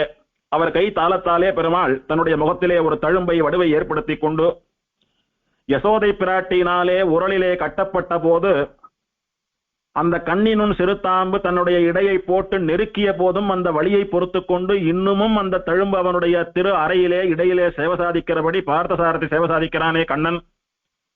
அதுபோல இந்த சபரி பெருமாள் யசோத பிராட்டிக்கு சமமான தன்னிடத்திலே காதலும் அன்பும் பக்தியும் பிரேமமும் பரிவும் கொண்ட திருக்கண்ணபுரத்தரையர்னு சொல்லக்கூடிய சுவாமியினுடைய கையால அடிவாங்கணும்னு சொல்லி ஆசைப்பட்டு அவர் வீசியர் இந்த தாளத்தினாலே ஏற்பட்ட தழும்போடு கூட இன்னைக்கு சேவை சாதிக்கிறான்னு சொன்னான். எத்தனை தூரம் அடியார்களிடத்துல இறங்கி வந்து அவளோட பேசக்கூடிய தெய்வம் இதுன்னு புரிஞ்சுக்கணும். இது ஒண்ணும். விபீஷணனுக்கு எம்பெருமான் விசேஷமா நிறைய அனுகிரகம் பண்ணியிருக்கான். ஸ்ரீராமாவதாரத்துல எம்பெருமான சமுத்திரக்கரையில விபீஷணன் சரணாகதி பண்ணான். பெருமாள் கொடுத்த வாக்குப்படி அவனுக்கு ராஜ்யத்தை மீட்டு கொடுத்தார். ராவண சம்ஹாரமானா விட்டு விபீஷணனை லங்கைக்கு அதிபதியா முடிசூட்டி வித்தான். பெரிய பெருமாளை லங்கைக்கு அழிச்சுட்டு போனோம் அப்படின்னு ஸ்ரீராமனிடத்துல இருந்து பிரணவாகார விமானத்தோட கூட பெரிய பெருமாளை அழிச்சுட்டு வந்தான் விபீஷணன். ஆனா லங்கை பாவிகள் இருக்கக்கூடியதான பூமி, பாவிகள் இருந்த பூமி, அங்க போனோம். சீதா பிராட்டிய தன்னிடத்திலேருந்து பிரித்த மகாபசாரத்தை பண்ணின பூமி, அங்க போனோன்ற எண்ணம் கிடையாது பெருமாளுக்கு. நிறைய பேருக்கு அனுகிரகம் பண்ணணும், காவிரிக்கு அனுகிரகம் பண்ணணும், தர்மவர்மாவுக்கு அனுகிரகம் பண்ணணும், பல பேருக்கு அனுகிரகம் பண்ணணும், சந்திரன் சூரியனுக்கெல்லாம் அனுகிரகம் பண்ணணும். அதனால ஸ்ரீரங்கத்துல உபயகாவேரி மத்தியே சயனிக்கிறேன்னு பெருமாள் திருவுள்ளம்பத்தி விட்டார். அங்கேயே சயனிச்சுட்டார். விபீஷணன் அழுதான், புரண்டான், புலம்பினான். கவலைப்படாதே, உன்னால ஒன்னும் நான் வராத போயிடல, இங்க இருக்கணும்ன்றது என்னுடைய சங்கல்பம். நீ இருக்கிற திசையான தெற்கு நோக்கி இலங்கை நோக்கி சேவை சாட்சின்னு இருக்கேன், நீ பேசாம போயிட்டு வான்னு பெருமாள் வழி அனுப்பினார்னு எல்லாம் பார்த்தோம். மாசத்துக்கு ஒரு முறை வந்து, வருஷத்துக்கு ஒரு முறை வந்து என்ன சேவிச்சுட்டு போன்னு ஸ்ரீரங்கநாதன் சொன்னான்னு எல்லாம் அனுபவித்தோம். அந்த ஸ்ரீரங்கநாதன் இடத்துல விபீஷணன் பிரார்த்தித்தானா, எம்பெருமானே உன்னுடைய சயன திருக்கோல அழகதான் நான் அன்னையில இன்னைக்கு வரைக்கும் சேவிச்சுட்டு இருக்கேன். என்னைக்கு முதல்ல அயோத்தியில சக்கரவர்த்தி திருமகனுடைய அரண்மனையில உன்னை நான் சேவித்தேனோ பிரணவகார விமானத்துல, அன்னையில இன்னைக்கு வரைக்கும் உன்னுடைய கிடை அழகை, நீ சயனிச்சுருக்கிற அழகதான் நான் சேவிச்சுட்டு இருக்கேன். சயன திருக்கோல அழகுதான் எனக்கு பிராப்தமாகி இருக்கு. நீ தண்டகாரண்ய வனத்துல நடந்து வந்தையானா அத்தனை அழகா இருக்குமாமே. ஸ்ரீராம அவதாரத்துல நீ நடக்கிற நடை அழகு அத்தனை அழகா இருக்குமாமே, அத்தனை ஆச்சரியமா இருக்குமாமே. நீ நடக்கிற அழக பார்த்துட்டு நாம ஸ்திரீகளா மாறி இவனை அனுபவித்தால் என்னன்னு ரிஷிகள்லாம் கூட ஆசைப்பட்டாலாமே. அந்த நடையழகை எனக்கு காட்டக்கூடாதோன்னு விபீஷணன் நம்பெருமாளை கேட்டானாம். பெருமாள் சொன்னாராம், இது நம்முடைய மேலை வீடு, இங்கு கிடையழகு மட்டும்தான். உனக்கு நடையழகு வேணும்னா நம்முடைய கீழே வீட்டுக்கு வா, அங்க நடையழகு காட்டுறேன்னா நான் பெருமாள். இது மேற்கே இருக்கக்கூடிய வீடு ஸ்ரீரங்கம், இங்க கிடையழகு சயன திருக்கோல அழகு மட்டும்தான் பக்தாளுக்கு நான் கொடுத்துட்டு இருக்கேன். நடையழக சேவிக்கணும்னா நீ மேல வீடு கீழே வீடுன்னு சொல்லக்கூடிய திருக்கண்ணபுரத்துக்கு வான்னு சொன்னாராம். உடனே சரின்னு விபீஷணன் ஒரு கால விசேஷத்தில் திருக்கண்ணபுரத்துல போய் பெருமாளை பிரார்த்திக்கிறான். ஸ்ரீரங்கத்துல நான் பிரார்த்திச்ச போது எனக்கு கீழே வீட்டுல நடையழக காட்டுறேன்னு சொன்னீரே, அந்த சேவை எனக்கு சாதிக்கணும்னு ஒரு அமாவாசை அன்னைக்கு பெருமாளை போய் பிரார்த்தித்தான். அன்னைக்கு எம்பெருமான் விபீஷணனுக்காக தன்னுடைய நடையழகை காட்டினான், நடந்து காட்டினான் பெருமாள். பெருமாளுடைய திருமேனி அழகை நடையழகை விபீஷணன் கண்டு நன்னா சேவித்தான். அதுல இருந்து விபீஷணனுக்கு சேவை சாதித்த தினமான ஒரு அமாவாசையிலும் பெருமாள் தன்னுடைய திருமேனி அழகை திரு கைத்தலத்திலே எழுந்தருளி நடையழக காட்டுறார் பெருமாள். விபீஷணனுக்கு இன்னைக்கும் திருக்கண்ணபுரம் கோயில்ல சன்னதி உண்டு. விபீஷணன் சன்னதி பக்கமா விபீஷணனுக்கு தன்னுடைய நடையழக காட்டிண்டு பெருமாள் கைத்தலத்தில் எழுந்தருளுவர். அர்ச்சக சுவாமிகள் பெருமாளை கைத்தலமா எழுந்தருள பண்ணிண்டு அழகா பெருமாளுடைய நடையழக காட்டிவா விபீஷணனுக்கு. சன்னதியிலிருந்து விபீஷணன் சன்னதி வரைக்கும் நடையழக காட்டிண்டே போவார். நடையழக பூர்ணமா விபீஷணன் கண்டு சேவிப்பான். அப்புறம் விபீஷணனுக்கு சடாரி எல்லாம் சாட்சி அவன் அனுகிரகிச்சுட்டு வருவார் பெருமாள். இந்த மாதிரி ஒரு அமாவாசைக்கும் மத்தியானம் பிற்பகல் வேலையிலே இந்த திருக்கைத்தல சேவை நடக்கிறதுன்னு இந்த திவதேசத்தை பெரியவாள்லாம் சொல்றா. வாழ்நாள்ல ஒரு அடியவரும் ஒரு முறையாவது சேவித்து அனுபவிக்க வேண்டிய ரொம்ப ஆச்சரியமான கைத்தல சேவை.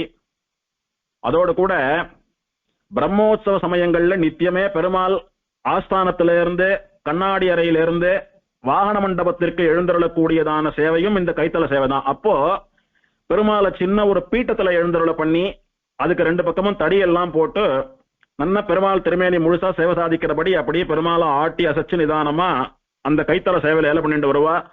அதுவும் விபீஷனுக்கு காட்டக்கூடியதான நடையழகு சேவை.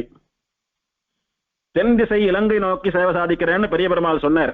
அதே மாதிரி இங்க விபீஷணாழ்வான் சன்னதி இருக்கிற இடம் தான் இலங்கைன்ற கணக்க வச்சுண்டு அவன் சன்னதியை நோக்கி பெருமாள் தன்னுடைய நடையழகு சேவையை கைத்தல சேவையை காட்டுறது இலங்கை நோக்கி சாதிக்கக்கூடிய சேவைன்னு சொல்றார். இப்படி விசேஷமா விபீஷணாழ்வானுக்கு நடையழகு காட்டுற போதெல்லாம் அவனுக்கு மாலையிட்டு ஷடாரி சாதித்து அவனுக்கு அனுகிரகிச்சுட்டு தான் பெருமாள் அங்கிருந்து வரார். உற்சவரான சௌரிராஜ பெருமாளுக்கு 4 நாச்சியார்கள் எப்போதும் சேர்த்தியிலேயே சேவை சாதிக்கிறார். உற்சவரான சௌரிராஜ பெருமாளுக்கு வலப்புறம் ஸ்ரீதேவி, இடப்புறம் பூமி தேவி வழக்கம் போல உபயநாச்சிமார்கள். ஸ்ரீதேவி நாச்சியாருக்கு வலப்புறத்திலே பத்மினின்னு சொல்லக்கூடிய தாயார், இவளை பத்மாவதி தாயார்னு சொல்றது உண்டு. இவள் உபரிச்சரவசோன்னு சொல்லக்கூடிய ராஜாவினுடைய பெண். பெருமாள் அவளை மனுஷ ரூபத்திலே வந்து கல்யாணம் பண்ணி கொண்டார். ஒரு வைகாசி மாசம் பௌர்ணமி திதி அனுஷ நட்சத்திரம் கூடிய சுபதினத்திலே மனுஷ ரூபத்திலே வந்து மனுஷனான உபரிச்சரவசு ராஜாவினுடைய பெண்ணான மனுஷியான பத்மினி தாயாரை பெருமாள் மனுஷனா வந்து கல்யாணம் பண்ணின்றதான நன்னாள். இன்னைக்கும் வருஷத்துல ஒரு நாள் வைகாசி பிரம்மோற்சவத்துல அந்த பத்மினி தாயாருக்கும் சபரி பெருமாளுக்கும் கல்யாணோற்சவம் வைகாசி அனுஷத்தன்னைக்கு நடக்கிறது. அப்படியே ஸ்ரீதேவிக்கு வலது பக்கம் உபரிச்சரவசு ராஜாவினுடைய பெண்ணான பெருமாளுடைய தர்மபத்னியான பத்மினி தாயார். இடது பக்கத்துல பூமி தேவிக்கு இடது பக்கம் ஆண்டாள். ஸ்ரீதேவி, பூமி தேவி, பத்மினி என்கிற பத்மாவதி, ஆண்டாள் என்று சொல்லக்கூடிய 4 நாச்சியார்களோடு கூட எம்பெருமான் என்னைக்கும் நித்தியம் சேவை சாதிக்கக்கூடிய சேர்த்தி சேவை. இந்த பத்மினி நாச்சியாரை கன்னிகாதானம் பெற்றுக் கொள்ளக்கூடிய நிலையிலேதான் ஆதானாஸ்தமா கன்னிகாதானாஸ்தமா உற்சவர் கையை வச்சுருக்கார். ஆண்டாள் எப்போதும் இங்க சேர்த்தியில சேவை சாதிக்கிறதுக்கு ஒரு காரணம் உண்டு. என்னன்னா ஆண்டாளுடைய திருக்கண்ணபுரம் பாசுரத்துல காட்டில் வேங்கடம் கண்ண புறநகர் வாட்டமின்றி மகிழ்ந்துரை வாமனன் அப்படின்னு தொடங்கி தன்னுடன் கூட்டுமாகில் நீ கூடிடு கூடலே. அதாவது அந்த திருக்கண்ணபுரம் பெருமாளுக்கு பக்கத்துல இருந்து அவனை அனுபவித்துக் கொண்டிருக்க முடியுமானால் நீ எப்போதும் அவன் அருகிலே இருந்து கொண்டு அவனை அனுபவித்துக் கொண்டிருன்னு தாயாருடையதான அனுபவம். அதனால அவள் பாசுரத்திலே ஆசைப்பட்டபடி அது என்ன திருக்கண்ணபுரம் பெருமாள் பக்கத்துல இருக்கிற பாக்கியம் கிடைச்சா அவர் அனுபவிச்சுருன்னு சொல்றங்க.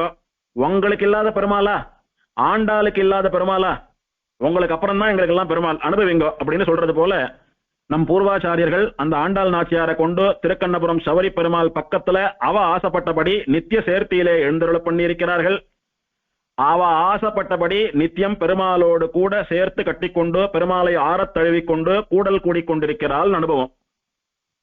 அன்னைக்கு அனுபவத்தினால கூடல் இழைத்தால் பெருமாள் பக்கத்துல சவரி பெருமாள் பக்கத்துல நான் இருக்கிற பாக்கியம் கிடைச்சா அவனை சேர்த்து கட்டிண்டு அவனோட கூட கூடல் இழைக்க பெறுவேன், அவனுடையதான திருமேனி அனுபவத்தை பெறப்பெறுவேன் அப்படின்னு பாரித்தா, ஆசைப்பட்டா. இன்னைக்கு அர்ச்சாவதாரமா பெருமாளுடைய நாச்சியாரானபடியினாலே அந்த சவரி பெருமாள் பக்கத்துல அவனுடைய தர்ம பத்தினிகள்ல ஒருத்தியா இருந்துட்டு அவனோட கூடல் இழைத்துக் கொண்டிருக்கிறாள் அனுபவம். இந்த ஆண்டாள் நாச்சியார் விசேஷமா வலது கைய உபதேச முத்திரையா வச்சுருக்கா, ஒரு கையை தொங்க போட்டுருக்கா, ஒரு கையை உபதேச முத்திரையா வச்சுருக்கா. இந்த உபதேச முத்திரைக்கு என்ன சொல்றான்னா பாரார்த்தியம் ஸ்வம் ஸ்ருதி சதசர சித்தம் அத்தியாபயந்தி அப்படின்னா விசேஷமா வேதாந்தங்களினுடைய அர்த்தங்களை எல்லாம் திருப்பாவை மூலமாக இந்த லோகத்திற்கு ஆண்டாள் போதித்தாள் அப்படின்னு சம்ஸ்கிருத தனியன் திருப்பாவைக்கு. ஆண்டாள் திருப்பாவையில என்ன பண்ணினா வேதம் அனைத்துக்கும் வித்தானபடியினாலே வேதாந்தங்களினுடைய பரமசாரமாக இருக்கக்கூடிய அர்த்தங்களை எல்லாம் திருப்பாவை மூலமாக இந்த உலகத்திற்கு அத்தியாபனம் பண்ணினால், போதித்தால். போதிக்கிறவா அத்தியாபனம் பண்றவா உபதேச முத்திரையோடு தான் அத்தியாபனம் பண்ணணும். அதனால உபதேச முத்திரையோடு கூட திருப்பாவைய அத்தியாபனம் பண்ணிட்டு இருக்கா தாயார் இங்கே. அதனால உபதேச முத்திரை. இந்த உற்சவருடைய திருமேனிய புராணம் வர்ணிக்கிறச்ச ஜெகன் மோகனம்னு வர்ணிக்கிறது. இந்த உலகத்தை மோகம் கொள்ள செய்யக்கூடியதான திருமேனி. யார் பார்த்தாலும் மோகிச்சுடுவா பெருமாள் திருமேனி, அத்தனை அழகன் பெருமாள். இந்த ஜெகன்மோகனம் அப்படின்றதான அந்த பெருமாளுடைய திருமேனி அழகைத்தான் பார்த்தவால பைத்தியம் பிடிக்க வைக்கக்கூடிய, பிச்சேற்றக்கூடிய, மையலேற்றக்கூடிய, தன் வலையிலே விழ வைக்கக்கூடிய, தன் திருவடிகளில் சரணாகதி பண்ண வைக்கக்கூடிய ஜெகன்மோகன ஆகாரமான திருமேனி பெருமாளுடையது. அதைத்தான் ஆழ்வார் தமிழ் அப்படி என்ன சொன்னார், கண்டவர் தம் மனம் வழங்கும் கனபுரத்தின் கருமணியை. இந்த எம்பெருமான் கருப்பு ரத்தனமாட்டமா சேவை சாதிக்கிறான். பார்க்கிறவாளுடைய மனசையெல்லாம் கொள்ளையடிச்சுடுறான், அவளுடைய மனசை திருடிடுறான் பெருமாள். முதல்ல அவளுடைய மனசை அபகரிக்கிறான், அப்புறம் அவளுடைய ஆத்மாவை அபகரிச்சு இந்த ஆத்மா எனக்கு தான் சொந்தம், நீ வச்சுருக்கையே வா என்னிடத்துல மோட்சம் கொடுக்கிறான் பெருமாள். அப்படி ஜெகன்மோகனாகாரமான சரீரம் எம்பெருமானுடையது. அதனால ஸ்தல புராணம் இந்த எம்பெருமான வர்ணிக்கிறச்ச சதா சர்வாங்க சுந்தரம்னு வர்ணித்தது. பெருமாளுடைய முகம் அழகா, பெருமாளுடைய மார்பு அழகா, பெருமாளுடைய திருவடி அழகான்னா சர்வ அங்கமும் சுந்தரம். பெருமாளுடைய ஒரு அவயவமும் அழகானது. எப்போ அழகு? ஏதோ ஒரு கால விசேஷத்துல அழகா இருக்கும், அப்புறம் குறைஞ்சு போயிடுமா? இல்ல, சதா சர்வாங்க சுந்தரம். எப்போதுமே பெருமாளுடைய எல்லா உறுப்புகளும் அழகுதான். உத்பலாவதகே திவ்யே விமானே புஷ்கரேக்ஷணம் சௌரிராஜமகம் வந்தே சதா சர்வாங்க சுந்தரம் அப்படின்னு எப்போதும் சர்வாங்க சுந்தரனாக சேவை சாதிக்கக்கூடியவன் இந்த சௌரிராஜன் அப்படின்னு புராணம் வர்ணிக்கிறது. பெருமாள் உற்சவர் எழுந்தருளி இருக்கக்கூடிய சிம்மாசனத்துல உற்சவரான சவரி பெருமாளுக்கு ரெண்டு பக்கமும் ஸ்ரீதேவி, பூமிதேவி, பத்மினி தாயார், ஆண்டாள் அப்படின்னு 4 தாயார்களோட பெருமாள் சேவை சாதிக்கிறார். இந்த உற்சவருக்கு கண்ணபுரம் உடையான் அப்படின்னு திருநாமம், ஸ்ரீ கண்ணபுரம் உடையான்னு திருநாமம். அதோடு கூட பலி பேரர்னு சொல்லக்கூடிய இன்னொரு உற்சவமூர்த்தி இருக்கார், யாக பேரர்னு சொல்லக்கூடிய இன்னொரு உற்சவமூர்த்தி இருக்கார், நவநீத கிருஷ்ணன் அப்படின்னு வெண்ணைக்காடும் பிள்ளை ஒரு பெருமாள் இருக்கார். அதோட கூட வெள்ளியினாலே ஆன ஒரு செல்வர், ஒரு சின்ன நித்தியோத்சவ மூர்த்தி எழுந்தருளி இருக்கிறார். இப்படி பஞ்சமூர்த்திகளும் சேவை சாதிக்கக்கூடியதான திவதேசம். இவாள்லாம் இல்லாம பெருமாள் சன்னதிக்கு வடக்கு பக்கத்துல துவாரபாலகாலுக்கு வடக்கே ஒரு சின்ன சன்னதியில அங்க பஞ்சலோக விக்கிரகமா ஒரு பெருமாள் சேவை சாதிக்கிறார். அவரும் சவரி பெருமாள் தான். அவருக்கு மணியம் சௌரிராஜ பெருமாள்னு திருநாமம். ஏன்னா அந்த பெருமாள் சன்னதிக்கு முன்னாலதான் மணியகார சுவாமி உட்கார்ந்துட்டு அவருடைய கைங்கரியங்களை எல்லாம் பார்ப்பேறாம். அந்த சன்னதிக்கு முன்னாலதான் முனியோதரம் பொங்கலை எல்லாம் விநியோகம் பண்ணுவாளாம். அந்த பெருமாள் சௌரிராஜ பெருமாளுடைய மூலவர் உற்சவர்னு பல திருமேனிகள்ல இவரும் ஒருத்தர். மணியம் சௌரிராஜ பெருமாள்னு திருநாமம். அவர் பெருமாளுடைய அவதார நட்சத்திரமான அஸ்த நட்சத்திர தன்னைக்கு, ஆனா பங்குனி மாசம் அஸ்த நட்சத்திர தன்னைக்கு மட்டும் மாடவீதியில புறப்பாடு கண்டுள்வர். சபரி பெருமாளுடைய அவதாரம் அஸ்த நட்சத்திரம், சித்திர அஸ்த நட்சத்திரம். எல்லா நாளும் உற்சவர் கண்ணபுரமுடையான்னு சொல்லக்கூடிய சபரி பெருமாள் புறப்பாடு வருவர்.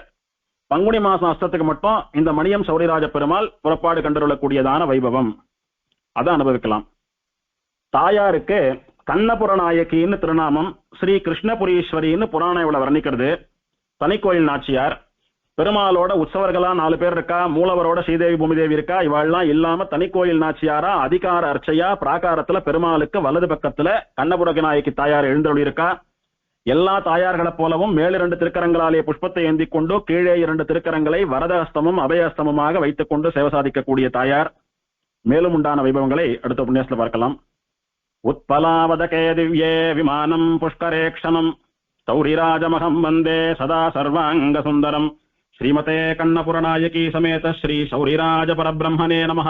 ஆழ்வார் எம்பெருமானார் சீரார்த்தோப்புள் திருவேங்கடமுடையான் திருவடிகளே சரணம்.